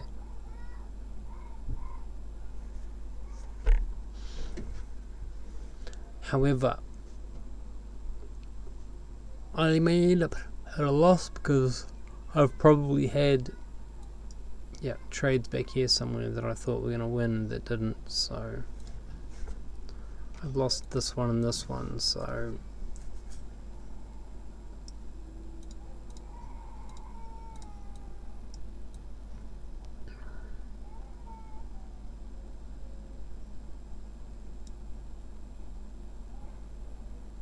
we hold on this guy for now. This one here, we have a downtrend there, we have that there, we have that there, we have a broke in the middle. It does look like it's going to go down. It does. It does look like it's continuing down. Does that mean it's going to continue down? Probably. Do we take another down trade? Sure, why not?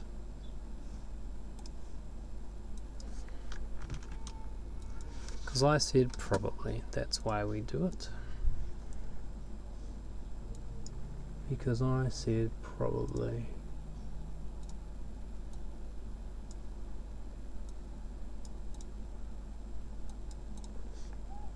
This one is downswing, downswing. This is bounce back up.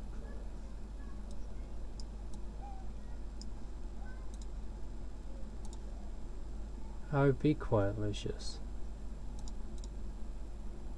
That should have been a buy there.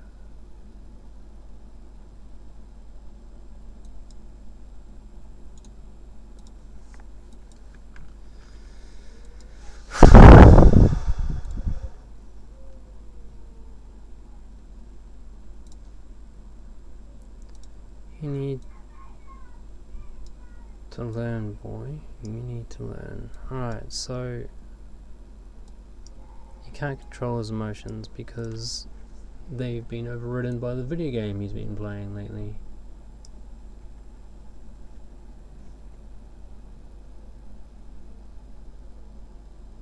Why is that tracked to there?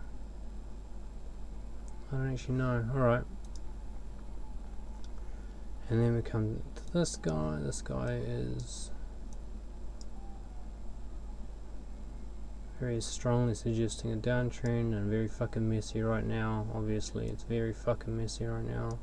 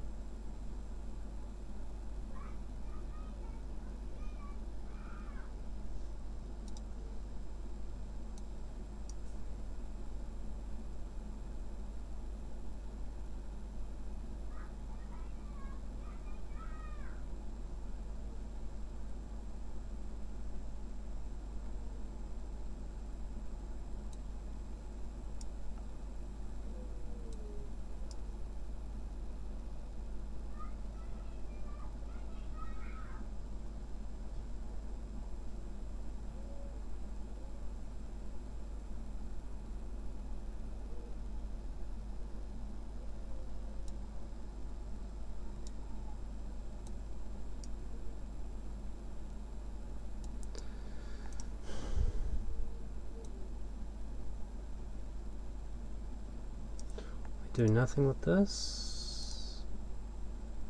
Oh, we're all the way up here. Look at this. Have we had a close? We have had a close. Okay, so we hold this now. Do we buy into this? This is bought into. We wait for a higher high, or it's not going to work, Lucius. I really want to help you, mate, but your mum doesn't like when I help because I do a better job than she does, and she doesn't like it. Or she thinks I don't know how to treat a kid properly, or I don't know, something stupid.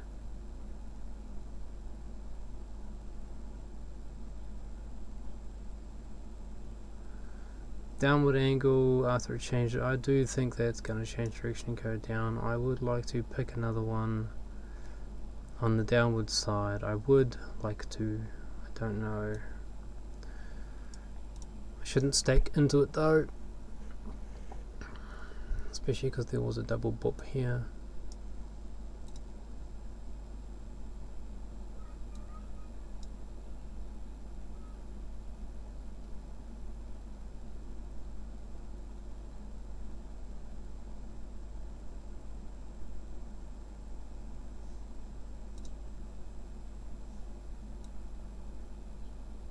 Oh, this guy broke below. When did that happen? Well,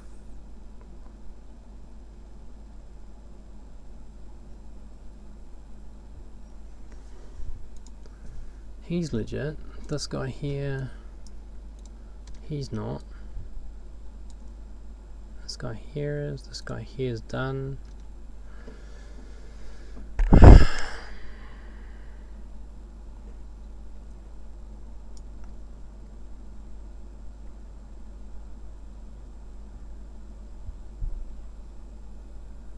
Had a low. Had a pullback. What's this guy? He's a buy. So in theory,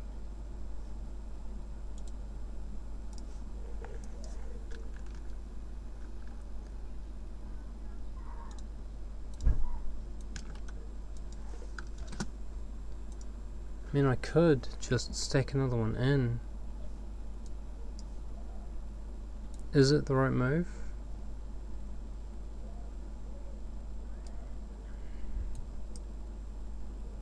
No, I'm already too deep on it. I've got one there as well.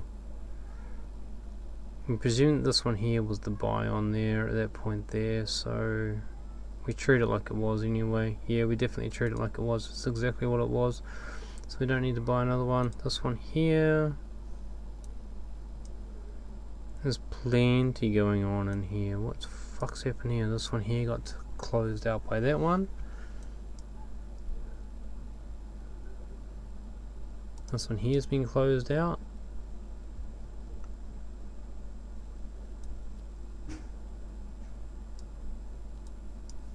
Yeah, okay, so we leave it. Nothing, nothing, nothing, nothing. Right now this is not going my way, but that's okay. I wanted to see how it would turn out if I did this. Alright, that's everything. Nothing's happening. Run through once. If Dave were here, he'd say, look, you can't solve a problem you're not willing to have. You can't solve a problem you're not willing to have. So if you've got a gravity problem, and you're simply not willing to work on it, then it's just a circumstance in your life. And the only thing we know to do with gravity problems is to accept. In the design thinking chart, you start with empathy, then you redefine the problem, then you come up with lots of ideas, and you prototype and test things. But that only works if it's a problem you're willing to work on. The first thing to do is accept. And once you've accepted, this is a gravity problem, I can't change it. You know, this is a company and the company is a family-run company, and the name of the founder is on the door. And if you're not in the family, you can't be the president. You're right, you can't. So now you have to decide, what do you want to do? Is that a circumstance that you can reframe and work in, or do you need to do something else? So be really careful about gravity problems because they're pernicious and they really get in the way. But back to this idea of multiples. I do a little thought experiment with my students. And I say, you know, the physicists up in SLAC have kind of demonstrated that this multiverse thing might be real. You've heard of this, right? That there are multiple parallel universes, one right next to each other. And I said, you know, we'll do a thought experiment. Let's say you could live in all the multiverses simultaneously. And not only that, but you would know about your life in each one of these instances. So you could go back and be the ballerina, and the scientist, and the CPA, and whatever else you wanted to be. You could have all these lives in parallel. When I ask them, how many lives are you? How many lives would you want? I get answers from 3 to 10,000. But, you know, we've sort of done the average. It's about 7.5. Most people think they have about 7.5 really good lives that they could live. And here's the deal, you only get one. But it turns out it's not what you don't choose, it's what you choose in life that makes you happy. Nevertheless, we reframe this and we say, great, there's more lives than one in you. So let's go on an odyssey and let's really figure out those lives. And we ask people to do some design. In the ideate bubble, it's about having lots of ideas. So we say, let's have some ideas. We're going to ideate your future, but you can't ideate just one. You have to ideate 3. Now, there's some research from the School of Education that says if you start with 3 ideas and you brainstorm from there, you get a much wider range of ideas. The ideas are more generative, and they lead to better solutions to the problem rather than just starting with 1 and then brainstorming forward. So we always do 3s. There's something magical about 3s. We have people do 3 lives, and it's transformational. We give them this little rubric. 1, the thing you're doing, the thing you're doing right now, whatever your career is, just do it. And you're going to do it for 5 years, and it's going to come out great. So, I mean, in design, we're sort of values neutral, except for one thing. We never design anything to make it worse, right? I have been on some teams that made some pretty bad products, but we weren't trying to. We were trying to make it better. So thing 1, your life, make it better. And also put in the bucket list stuff. You want to go to Paris, want to go to the Galapagos before the guy with the ice thing, before it's all underwater and we can't see it anymore. So that's plan 1. Your life now goes great. Plan 2, I'm really sorry to tell you, but the robots and the AI stuff, that job doesn't exist anymore. The robots are doing it. We don't need you to do that anymore. Now what are you going to do? So what do you do if the thing that you've got goes away? And everybody's got a side hustle or something that they could do to make that work. And 3 is, what's your wildcard plan? What would you do if you didn't have to worry about money? You got enough. You're not fabulously wealthy, but you got enough. And what would you do if you knew no one would laugh? My students come into my office hours a lot of times and they'll say something like, well, what I really want to do is this, but I can just hear people saying, you didn't go to Stanford to do that, did you? Right? Because somehow or other, if you went to Stanford, you have to do some of the amazing things that the past speakers have been doing. But what would you do if you had enough money and you didn't care what people thought?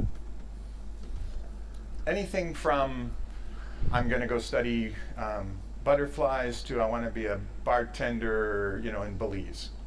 What would you do? And people have those 3 plans. Now what happens when they do this is 1, they realize, oh my gosh, I could actually have imagined 3 completely parallel lives. They're all pretty interesting. 2, they rarely go become a bartender, in Belize. But a lot of times the things that come up on the other plans were things that they left behind somehow. In the busyness of life, they forgot about those things. And so they bring them back and they put them in plan 1. They make their lives even better. Sometimes they do pivot, but mostly they just use this as a method of ideating all the possible wonderful ways they could have a life. Now, you could start executing that, but in our model, the thing you do after you have ideas is you build a prototype. We have met people who've quit their job and suddenly done something else. It hardly ever works. You kind of have to sneak up on it because in our model, we want to set the bar really low, try stuff, have some success, do it again. So when we say prototype in our language, what we mean is a way to ask an interesting question. What would it be like if I tried this? A way to expose the assumptions. Is this even the thing I want, or is that just something I remember I wanted when I was 20? I got to go out in the world and do this, so I'm going to get others involved in prototyping my life. And I'm going to sneak up on the future, because I don't know if this is exactly what I want.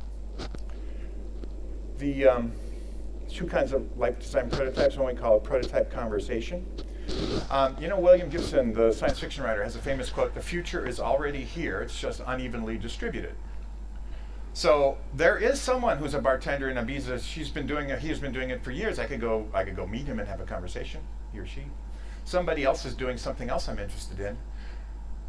All these people are out there. They're living in my future today. They're doing what I want to do today. And if I have a conversation with them, I just ask for their story, and everybody will tell you their story.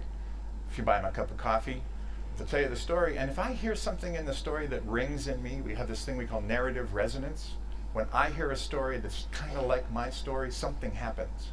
And I can identify that as a potential way of moving forward. The other one is a prototype experience. I was working with, Dave and I were working with a woman, sort of mid-career in her 40s, and very successful tech executive, but wanted to move from money-making to meaning-making, wanted to do something more meaningful. Thinking of going back to school, getting an MA in education, working with kids. But she's like, I don't know, I'm 45, going back to school, it's not going to work. And then I heard about these millennials. They're kind of mean, and they don't like old people. What am I going to do, Bill? I said, well, you just have to go try this, Turns out, that's why we sent her to a seminar class and to a large lecture hall class. By the way, you just put on a T-shirt that says Stanford, you walk into a class, nobody knows. She wasn't registered, but everybody, she went to the classes, and she came back and she said, you know what, it was fantastic. I walked into the lecture hall, I sat down, my body was on fire. It was interesting. I'm so interested in the way the lecture was going. And then I met these millennials that turned out they're pretty interesting people. I've set up 3 prototype conversations, and they think I'm interesting because I'm coming back to school and I'm 45. So she had a felt experience, because we are more than just our brains. She had a felt experience that this might work for her. So those are 2 ways you could prototype your way forward. The last idea. You want to make a good decision well. So many people make choices and they're not happy with their choices because they don't really know, how do they know what they know, right? It's a hard thing, particularly nowadays when we have so many choices. So we have a process. Again, it comes from the positive psychology guys. Gather and create options. Once you get good at design, you're really good at coming up with lots of options. You got to narrow those down to the working list that you can work with. Then you make the choice, you make a good choice, and then of course you agonize that you did the wrong thing. all my students have what is called FOMO, fear of missing out. What if I didn't pick the right thing? I had someone came into my office and said, I'm going to declare 3 majors and 2 minors. And I said, do you plan on being here for a few years? It's not going to happen, right? So we don't say that. We say, you want to let go and move on. And all these have some psychological basis in them. Let me tell you about it. So once you get good at gathering and creating ideas, you also want to make sure you leave room for the good, the lucky ideas, the serendipitous ideas. And this is a guy named Tony Hsieh. He was the CEO at Zappos. He sold it to Amazon. But he had before you became an employee at Zappos, you had to take a test, and the test was, are you lucky? 1, 2, or 3, I'm not very lucky, I'm not sure why. 7, 8, 9, 10, I'm very lucky, great things happen to me all the time, I'm not sure why. He wouldn't hire anybody that was not lucky. I think is probably illegal, but it was based on but it was based on a piece of research where psychologists did the same thing, rate yourself from lucky to unlucky, and then they had people read New York Times, the front section of New York Times, 30 pages, lots of articles. And the graduate student said, please count the number of either headlines or photographs, depending on the test. And if you get the right, when you get the whole thing read and you count the number of photographs, just tell the person at the end, and if you got the right number, you get $100. Of course, you all know that when a graduate student tells you what the experiment is, that's not the experiment. So inside this thing that looked like a New York Times 30 pages, front page, inside all the stories were little pieces of text that said, if you read this, the experiment's over, collect an extra $150. People who rated themselves as unlucky, by and large, got the right answer, 36 headlines, whatever it was, got the $100. People who read themselves as lucky, 7, 8, 9, or 10, 80% of the time noticed the text, got the extra 150. It's not about being lucky. It's about paying attention to what you're doing and keeping your peripheral vision open. Because it's in your peripheral vision that those interesting opportunities show up, right? That you were not expecting. So you want to get good at being lucky. Narrowing down, this is quite simple. If you have too many choices, you go into what psychologists call choice overload, and then you have essentially no choices. Here's the experiment. This was done at Stanford. You walk into a grocery store and there's a nice lady with she's got a table, and on the table she has 6 jams, and you come over, try the jams, to have a sample, buy some jam. 6 jams, about 30 of the people who will go by pick a jam or stop and test something, and about a third of those actually buy a jam. Okay, that's the baseline. Next week you walk in, 24 jams. Jalapeno, strawberry, banana, whatever, all sorts of jams. Well, guess what happens? Twice as many people stop. Look at all these jams. It's so interesting. Half buy. 3% of the people buy. When you have too many choices, you have no choice. What do you do when you have too many choices? Just cross off a bunch of choices. The psychologists tell us we can't handle more than 5 to 7. I'd say it's 5. If you've got a bunch of choices, cross them all off. Just pick the 5 and then make your decision there. Oh my God, what if I pick the wrong ones? What if I cross off the wrong ones? It's fucking jam. Well, you won't, because it's the pizza or Chinese food thing. You're at the office and everybody says, hey, let's go out to lunch today. That sounds great. What do you want to do? Pizza or Chinese food? I don't care. Okay, everybody gets together, and halfway, in the elevator on the way down, someone says, let's get Chinese food. Then you go, no, I want pizza. No, you don't. You won't make the decision until you won't decide how you feel about the decision until the decision's made. That's a piece of research that's been done again and again and again. Yeah. So I just believe in cross them off. If you cross off the wrong one, you'll have a feeling somewhere in your stomach that you did the wrong thing. Choosing. This is about that feeling in your stomach. You cannot choose well if you choose only from your rational mind. This is Dan Goleman, who wrote the book on emotional intelligence. Does a lot of research on this, a lot of brain science. There's a part of your brain, way down in the base brain, the basal ganglia, that summarizes emotional decisions for you. I did something, got good emotional response from that, good, check. Did something, ooh, bad emotional response to that. It summarizes all of the emotions that you have felt and how your decisions were valence, positive or negative in emotion. The problem with that part of your brain is it's so early in the brain, it doesn't talk to the part of your brain that talks. There's no connection to the prefrontal cortex or anything else. It's only connected to your GI tract and your limbic system. So it gives you information through felt sensations, a gut feeling. Without that, you can't make good decisions. And then the letting go and moving on. This was the hardest part for me, but this is also the work of Dan Gilbert, who is a distinguished scientist at Harvard, despite the fact that he's doing insurance commercials now. And he's been studying decision making and how do you make yourself happy. So you walk in, another psychology experiment. The postdoc has got 5 Monet prints, 5 pictures from Monet, and you rank them from best to least. I like this one the most. I like this one the least. Number 1 and number 5. Thank you very much. The experiment's over. Oh, by the way, as you're walking out, the grad student says, I kind of screwed up and I bought too many of number 2 and 3. So if you want to take one home, you can just have it.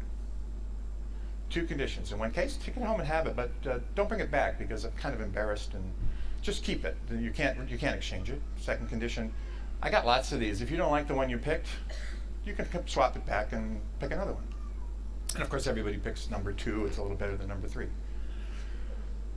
Bring people back in a week later, say, re-rank the stimuli. Which one do you like now? The people who are allowed to change their mind don't like their painting. They don't like the print. They don't like the other one anymore. They don't like any of them anymore. In fact, they don't like the whole process, and they have destroyed their opportunity to be happy. The people who were told, you pick it, it's yours, you can't return it, love their print. They typically rank it as number 1. And think the rest of them suck. If you make decisions reversible, your chance of being happy goes down like 60 or 70%. So let go and move on. Make the decision irreversible. And by the way, as a designer, that's no problem because you're really good at generating options. That's what you're great at ideation. You're really good at prototyping to get data in the world to see if that world is going to be the world you want to live in. So you have no fear of missing out. It's just a process, mindful of process. Collect, reduce, decide, move on. That's how you make yourself happy. So the 5 ideas, connecting the dots to find meaning, to work and life views. Stay away from gravity problems because I can't fix those and neither can you. Reframe those to something that is workable. Do 3 plans, never 1. Always do 3 of everything. 3 ideations for any of the problems you're working on to make sure that you've covered not just the ideas that you had when you started, but all the other ideas that are possible.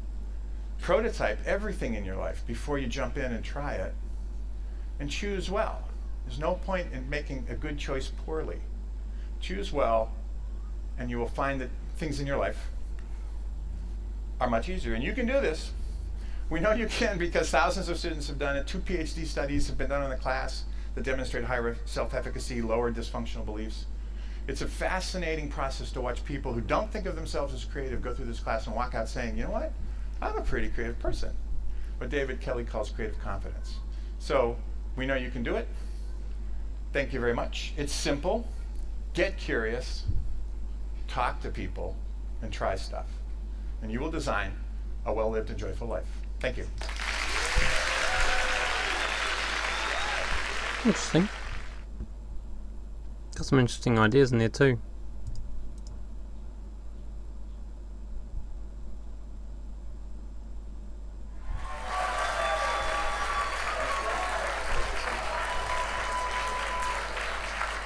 Okay. Hi, everyone. Oh, God, you're like a bunch of high school kids in the morning. My name is John Muldoon. That was quite the intro, by the way. Thank you. I am the principal of the high school here on the Puxi campus of Shanghai American School. And I'll tell you, I'm a little nervous to be standing up here today. I've stood on this stage a lot this year, and I've talked with a lot of different people. But there's something about that like red dot back there on the ground that is intimidating. And part of what I'm going to talk about tonight is about being honest with yourself and other people. And so I figure what better way to start than say that I'm a little nervous and be honest with you. Also, you laughed a lot during the last one, which I think makes the bar pretty high for me.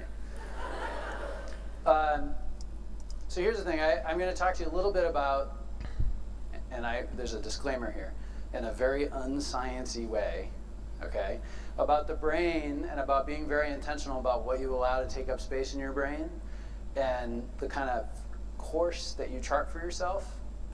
And maybe part of why I'm nervous is I saw our school psychologist out here, and I'm sure, there he is, yeah. So I'm sure that the psychologist in the crowd is going to be very analytical with the advice I give all of you, so I hope none of it is malpractice. Here's the thing. Our brains are supremely powerful organs, and we don't often think about how we're using them, right? I can pinpoint the first time I actually thought about how we use our brain. I was in 6th grade. So I was in 6th grade, and I'll be honest with you, my family was going through a really hard time, a really horrible time, actually. And we were spending a lot of time in the car. So my dad's driving him, my mom's sitting next to him up front, my sister and my brother and I are in the back, cramped. It's always a good recipe for something, right? And my father is compulsively listening to motivational tapes, right? Yeah, cassette tapes, right? Yeah, so he's listening to cassette tapes with all these people who are telling me and my family through the speakers of the car how great life is and how awesome we are and how everything is going to be amazing. It was like the worst. Right? It was objectively the worst thing ever and totally not what I wanted to hear when I was going through some horrible things that I could not control. And I'll never forget, I remember this one in particular, this guy,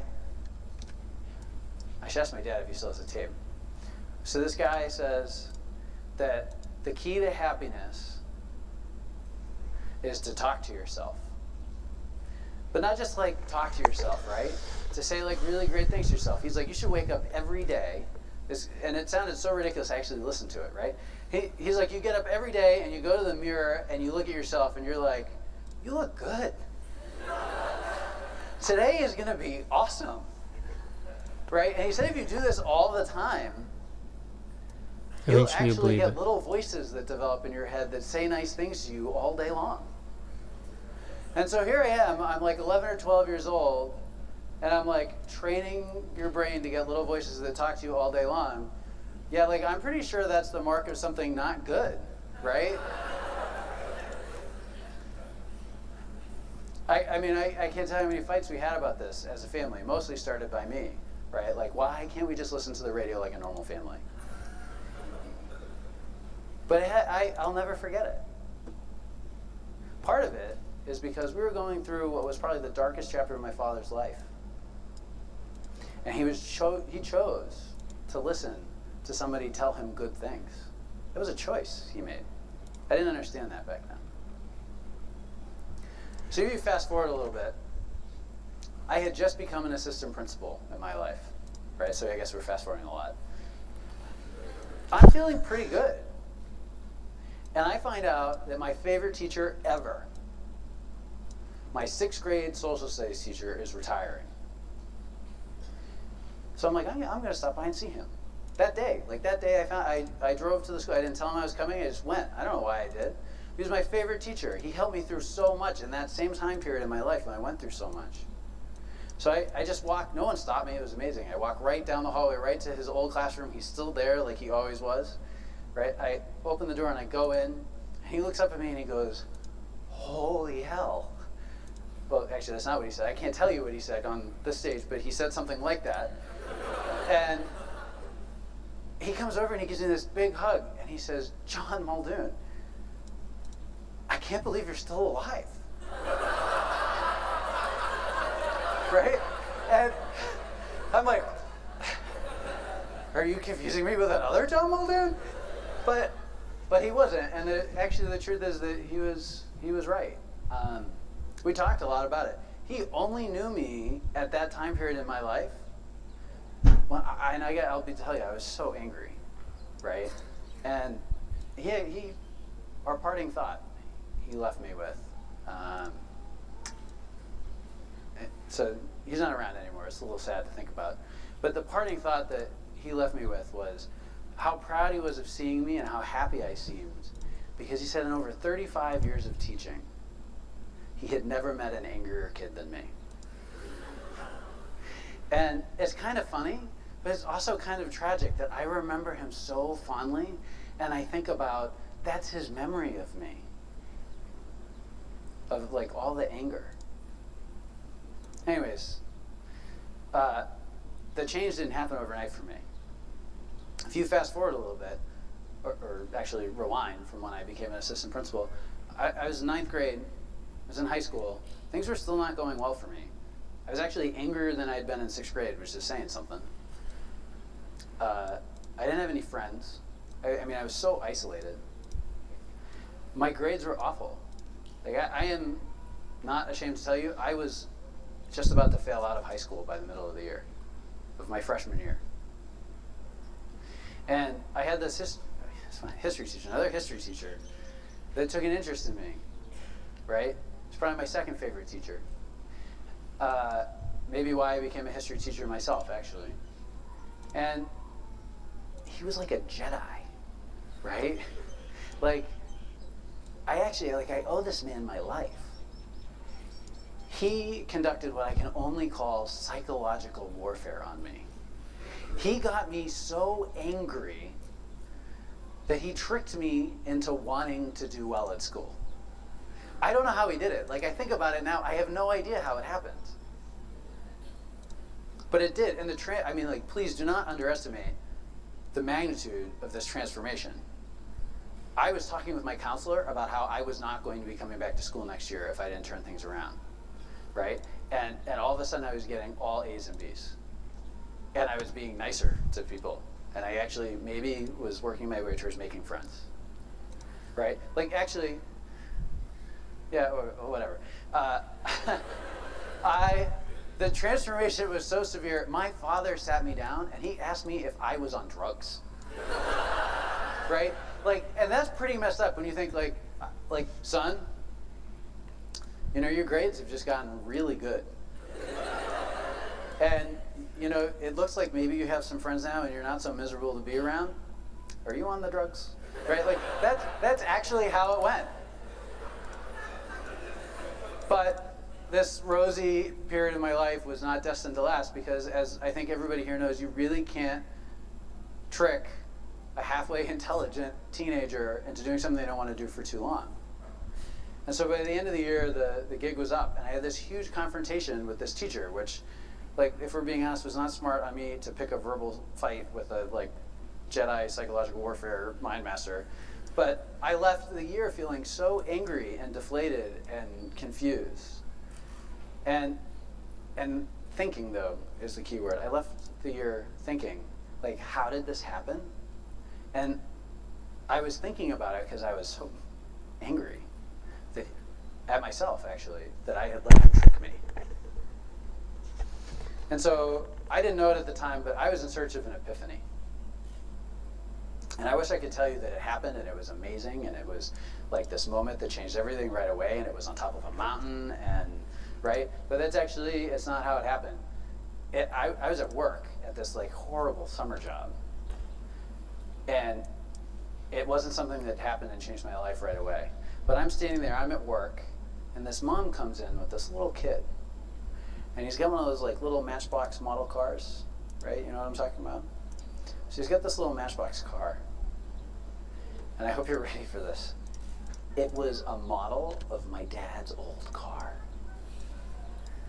Like the same crazy sparkly gold paint with the weird white roof. Like it was a model of my dad's old car. I could practically hear the tape of the guy with the voices in your head talking to me.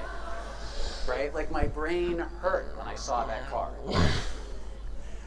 And I'm like, it's all within a week of getting out of school. And I stand there, there's no coincidence in my mind. It cannot be a coincidence that this guy tricked my brain. And I thought I was pretty smart. He tricked me into doing something I didn't want to do. And then a couple days later, I'm reminded of this other time in my life where someone told me you can trick your brain into doing anything. So I started thinking about it. There has to be a connection. And I know now, and we all know now, there is a connection, right? Your brain is so powerful. There are so many studies on your brain. There's a lot of studies on the patterns of thinking in your brain and the words that emerge and the patterns of that thinking. Literally how you talk to yourself and the power of it. You know, I some of these examples I'm going to share with you are fresh in my mind because I was just reading an NPR article, but there's so many, you should look at them. 1911, this group of psychologists, and most people think this is when we first really started thinking about patterns of thinking. By accident one day they noticed, and I guess in 1911 it was like really fashionable for women to wear really big hats, right? So they noticed that women, when they walked through doorways with these hats on, they had to duck and kind of tilt their head. They did it even when they didn't wear their hats. And they were like, why is that? So they studied it, and they figured out that if you have a pattern that establishes itself in your brain, absent a conscious decision not to do it, you'll do it. It's not rocket science, right? It's pretty deductive for us now. There's a lot of studies on it. There's another one about doors, oddly enough, right? In 2013, there's a group of scientists that are working with young women that have anorexia. And they notice that they don't walk through the door the way they were expecting them to. Despite the fact that all of them were on the smaller side, and the doors were double doors like we have at the back of the auditorium here, they walked through sideways, like they were sneaking past someone, right? Or squeezing through, despite the fact that there was plenty of room. So they looked at it. They added it to their study. They expanded the scope of their study, and they wanted to figure it out. And they found that they had such patterns of disordered thinking in the brain that it influenced so many of their behaviors. And the crazy thing of like how they walk through doors, and the crazy thing about it is that they had no idea that they had these patterns of thinking running that way in their brain, and they were not aware of the influence on their behavior all the time. You know, there's so many. There's another one, and then I'll stop sharing studies with you. There's one from the University of Pennsylvania. They actually found, when they studied football players, that by imagining throwing a football properly, you have a similar performance gain to when you actually practice it physically. That's crazy, right? You can practice doing something in your mind, and it has not quite the same magnitude of effect, but a similar effect to doing it physically. It's really unbelievable. Now, I didn't know any of this then, right? I didn't know that the patterns in your brain start being established when you're young. All of the messages that you all hear when you were younger, all the messages that you hear right now, even the ones you're not aware of, they get in somehow. And the more you hear something, the more it takes root. The more your brain accepts it, even if you disagree with it. And these roots grow. And if we use the kind of vernacular from the audio cassette guy, that's when the voices start, right? That's when you start having patterns of behavior influence other ways that you think, the way you feel, and the things that you do. Fucking hell. This is why some people, and we see this, right? We all know people like this. They've been told from when they were really young that if they work really hard and they don't give up, that they can do anything, right? Those people act differently than people that get the opposite message, that they can never do anything right. Even though they probably disagree with the message that they can never do anything right.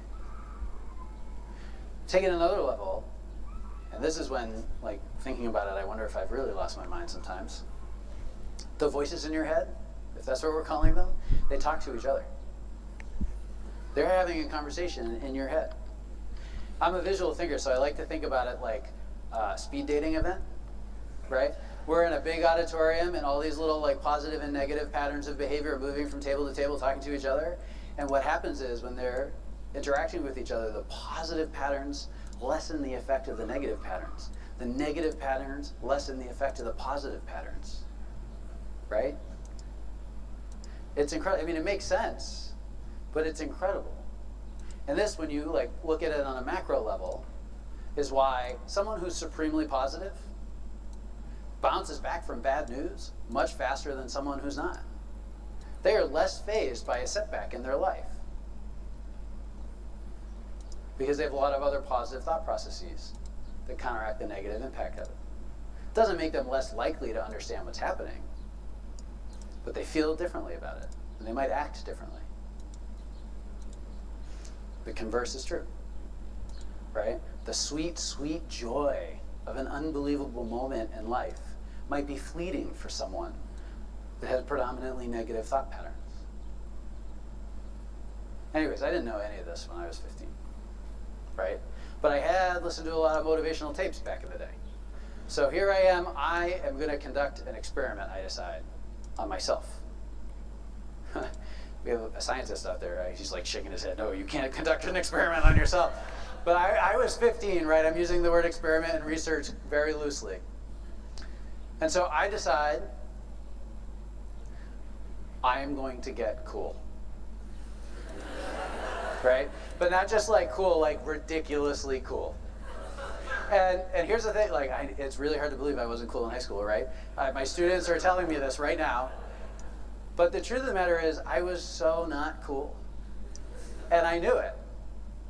And that's okay. I own it. So I'm like, I'm going to do exactly what that guy in the tape said I should do. So I woke up, and so none of this is a surprise to anyone that knows me. I'm a very intense person, right? I woke up every day, and I looked in that mirror, and I told myself how amazingly cool I was, right? I was like the best-looking, coolest kid that went to my school. And this is actually really embarrassing, but my wife said I shouldn't share this part, but I'm going to share this part. I actually got blue paint. Blue's my favorite color. And I painted on the wall across from my bed 4 big letters, COOL. Right? And I'm like, I'm going for broke. And then I don't know if it's because I was 15, if it's because I was like desperate for something positive in my life, or what. But after a while, I convinced myself that I was in fact pretty cool. Right? Jeremy, our school psychologist, and I are going to have to unpack that later. But, and then something amazing happens. Because we all know, right, like I didn't really change that much about me. I was changing the way I was thinking about me. But my sister, my younger sister, who by the way was super cool and always really popular, she comes bursting through the door one day while I'm sitting in my bed, literally talking to myself about how cool I am. And she just like can't take it anymore. She's like, you are so not cool. If you have to tell yourself that you're cool, you are not cool. Even worse, if you have to tell other people that you're cool, you're hurting yourself even more. And then, like I know she's amazing now, but at the time, oh my God, right? She looks at me and she's like, maybe, and this is brilliant. She didn't mean it to be brilliant, but it was brilliant. Maybe you should not try to be cool. Maybe you should just try to be happy for a little bit so that we're not all miserable being around you. Right? Harsh. So she leaves, and not the norm for me at the time, I didn't react. I just kind of sat there in my bed, like crushed. My experiment a failure. Thinking about how uncool I am, but also thinking like, it's not that I don't feel happy. I also don't feel unhappy. And that was so weird for me to think about. And I realized, and I had never like thought about it, like my predominant emotion, my like real only emotion that I was consistently feeling was anger. I was mad. And I did the smartest thing I've ever done in my life, still to this day. I asked myself, why? Why was I so mad? And I went all the way back to 6th grade. And I started thinking about all the things that had happened and how they were all out of my control. I was pulling at all the threads. It was horrible. It was painful to think about. And I didn't pick up another experiment right away. It took me a little while as I'm thinking about all this. Thinking about how I was thinking, thinking about how I was feeling. But eventually I decided that I couldn't take my sister's advice. I couldn't try to be happy. It was just too big, right? I was going to do a second experiment. I was just going to try to be thankful for some things in my life that were good every day. But I attacked it with the same intensity I attacked trying to be cool, right? So, like, I mean, I was an animal. I was thanking everyone for everything, right? You let me borrow a pencil, it was the best thing that ever happened to me, right? And And I mean, like, I would show up on your doorstep 5 years after you did something if I was grasping at straws for something to thank someone for, and I would thank you for something you did 5 years ago. And people didn't really know how to take me. It was kind of like back when I had that rapid transformation during the school year. Nobody knew what was going on with me. Nobody could explain it. Some people actually thought when I thanked them for things, I was making fun of them. And actually, my dad asked me if I was on drugs again. But this was like the watershed moment in my life. I actually started to realize there were so many good things in my life that I was missing because I was so busy being angry at everything. And I also realized that thinking about how I was always angry at things helped me realize when I was getting angry and stop it. And I actually was feeling happier, right? So while I'm going through all this, I start making all of these rules, like these rules for life. I call them like trade secrets for not being a jerk, right? Actually, that's pretty negative. I call them trade secrets. We can call them trade secrets for like being a good person. And I can share some of them with you. I'll share 2 of them. The first one is one I've been doing every day since I was 15 years old, my first rule. I give sincere thanks 3 times a day. 3 times a day, that's it. Right? Now, I do it a lot more than that. But I give sincere thanks 3 times a day. The second rule is be great. And it's not like be great like objectively, oh, he's great. That's not what it is, right? This is something I subject everybody here to all the time. If you ask me how I'm doing, right? Like, ask me how I'm doing. I'm great. I'm the best I've ever been. I'm living the dream. These are all things I say every day to people when they ask me how I'm doing. But that's actually not where it stops, right? Like, sometimes people tell you to do that. Like, everyone hears it, like, fake it till you make it, right? That's a lie. You're lying to yourself. I'm not saying I'm great because I'm trying to convince myself I'm great.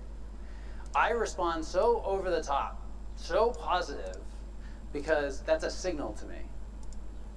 It's actually a moment that I take every time somebody asks me how I'm doing to check in. How do I actually feel? And most of the time, I feel really great. I'm an intense person. We've already established that. So I feel really great, and that's awesome.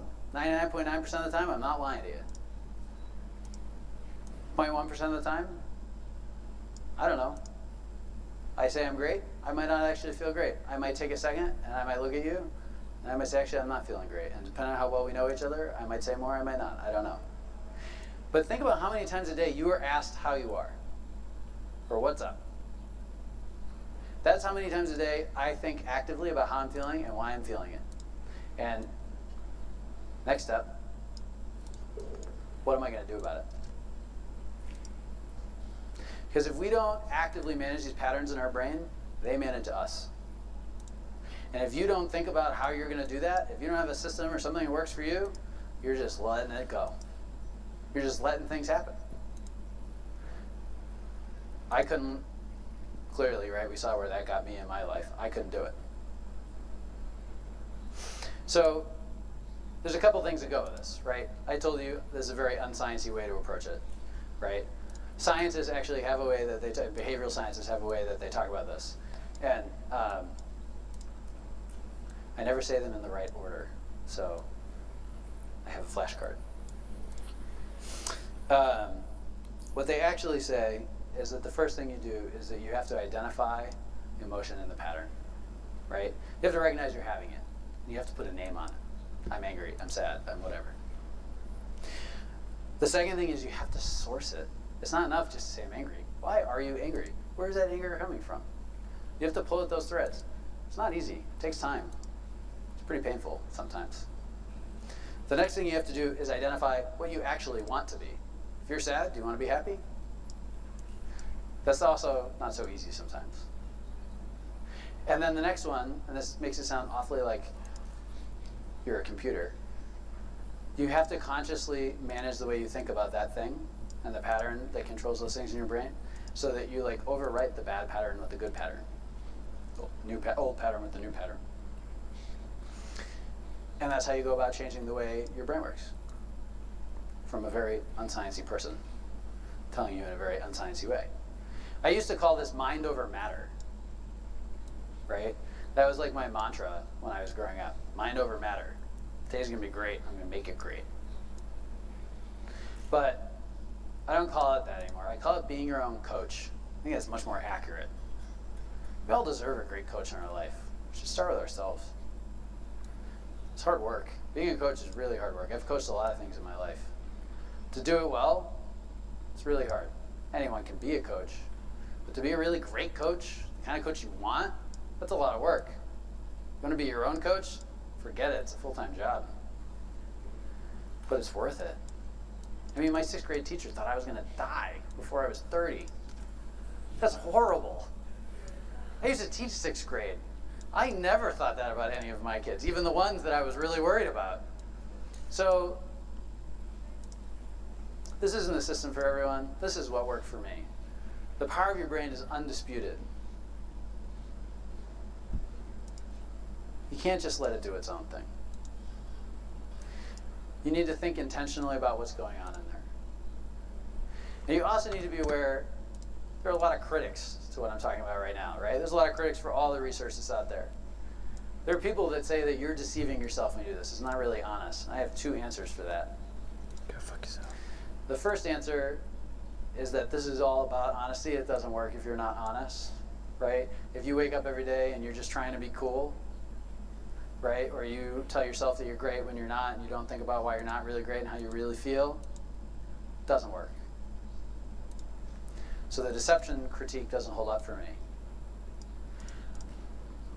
But if I'm being honest with you, I also don't care, right? This works for me. Like I just said, my 6th grade teacher thought I wasn't going to make it. I was so unhappy and angry. That's no way to go through life. I don't want to say that thinking like this and finding this way and the system that works for me saved me from death, but it definitely saved my life in more ways than it didn't. And I'm so profoundly thankful for all the happy little accidents along the way of my life that helped me to just stumble onto it. So think about your thinking, listen to the voices in your head, and be your own best coach. Thank you for having me tonight.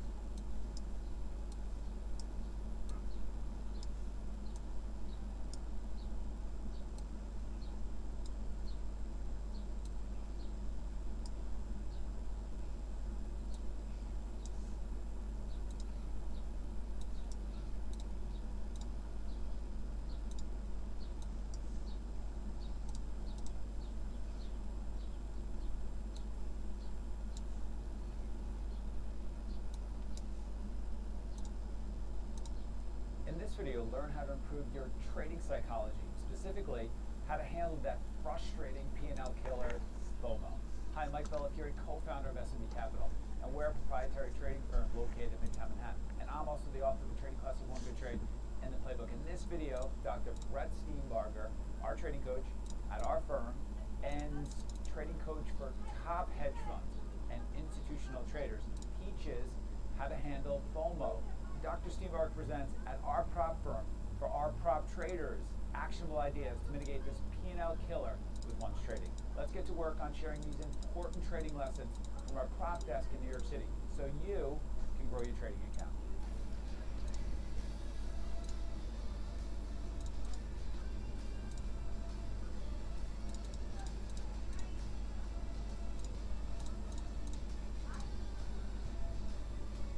So, we're going to be talking today about FOMO, the fear of missing out on trades, and we're going to be specific.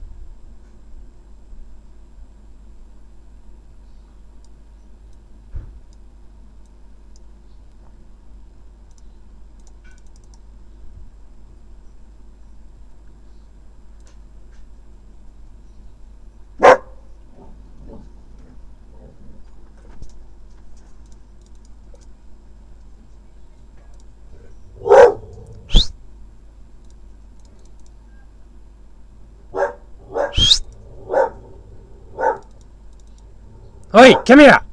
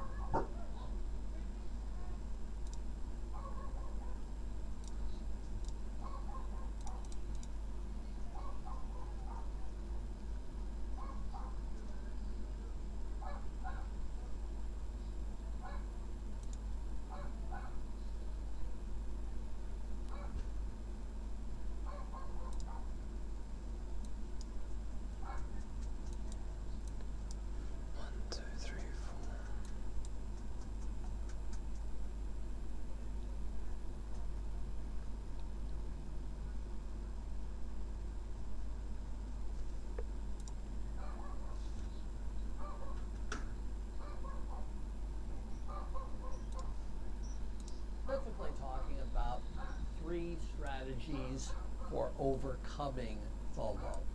So I'm going to be approaching this topic as a psychologist, and you can see my academic affiliation there, and there's my blog site, Trader Feed. So, you know, we often hear common sense advice about how to deal with FOMO, and take a break or take a deep breath or whatever. No. We're going to look at this psychologically and talk about specific evidence-based psychological strategies for overcoming FOMO. What does evidence-based mean? It means it's based in the outcome research in psychology. And that's why I teach in medical school, our evidence-based strategies for changing our behavior. So we're going to be applying it to the training situation. Any questions, any comments you have, any smackdowns? It's all good. Yeah, feel free. Okay, so let's get into it. Now here's the big idea. What does FOMO stand for? Fear of missing out, fear of missing on opportunities. The key word is fear. FOMO is an anxiety. FOMO is a fear. Fear and anxiety occur when we perceive threat.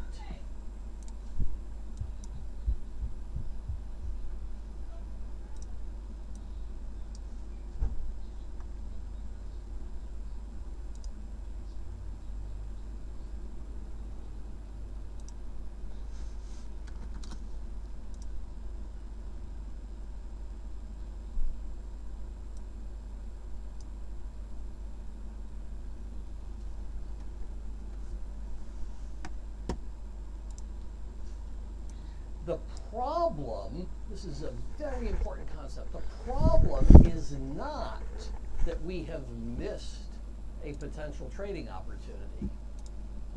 The problem is that we perceive that to be a threat to us, to our success, to our future.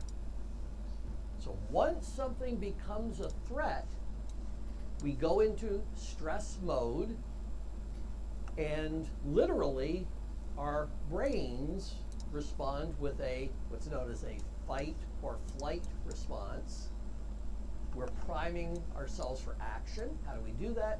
The blood flow, if we were in a functional magnetic resonance imaging machine, we would see the blood flow in the brain go from the frontal cortex to the motor areas of the brain, priming us for action because we're perceiving an emergency, right?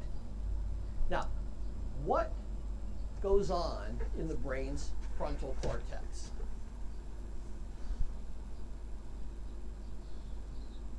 Higher level thinking? Higher level thinking, judging, planning, all the things we're supposed to be doing when we're trading well. The blood is flowing away from those regions of the brain into the action areas. So as long as we perceive threat, we're going to be shifting our blood flow to a more impulsive, action-oriented mode rather than focusing our mind. Okay? The key to overcoming fear is taking the threat out of the situation. We're always going to miss opportunities. Where have some of the biggest opportunities been recently in financial markets?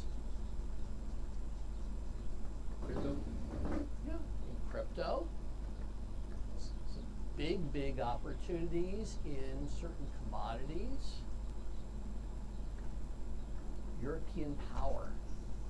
I work with some teams to trade that. Some big moves. Guess what? All of us missed every one of those moves. Why aren't you upset? If you're afraid of missing out, you missed out on some big moves. Okay? You can only trade what you focus on, and none of us has perfect focus. So we want to take the threat out of that, which means we want to normalize that. rescuing Molly Ruth. Molly Ruth is a cat that we recently adopted, very recently adopted. And she is from Thailand, and she's known as a cow mani, a rather rare cat. But poor Molly Ruth her owner died, and there was no one available to adopt her, and so she was placed in an animal shelter under not very good conditions. And she had never been in that sort of situation. She's in a cage, unfamiliar environment. She was really traumatized. She was really upset. When we went to see her, she was cowering in the back of her cage. She wouldn't let anyone near her. So we ended up adopting her, and the reason for it was my wife wanted to pick her up. And I said to her, don't do that. She's so fearful, you're going to really scare her. Well, my wife did pick her up, because my wife's much smarter than I'll ever be. And so Margie picks up Molly Ruth. What does Molly Ruth do? She starts purring and purring and purring, because in the shelter, no one had been really loving her. So that convinced us, okay, we got to get this cat. But it's been a real chore. We have to create gradual experiences of safety for her. She's in this totally new environment. Everything is potentially threatening. So what we do is, and this is a key psychological idea, we tap into motivations that are stronger than the fear-based motivation. Now, for little Molly Ruth, what motivation is stronger? The motivation to eat, because she wasn't given very much food in the shelter. And so we took the food, the cat food, and I put the cat food on my fingertips and held it close to her. And she was hungry, and so she goes closer and closer to the fingertips, and she starts licking the fingertips and eating the food, and that gives me a chance to pet her a little bit and do that again and again. And so gradually we create experiences of safety.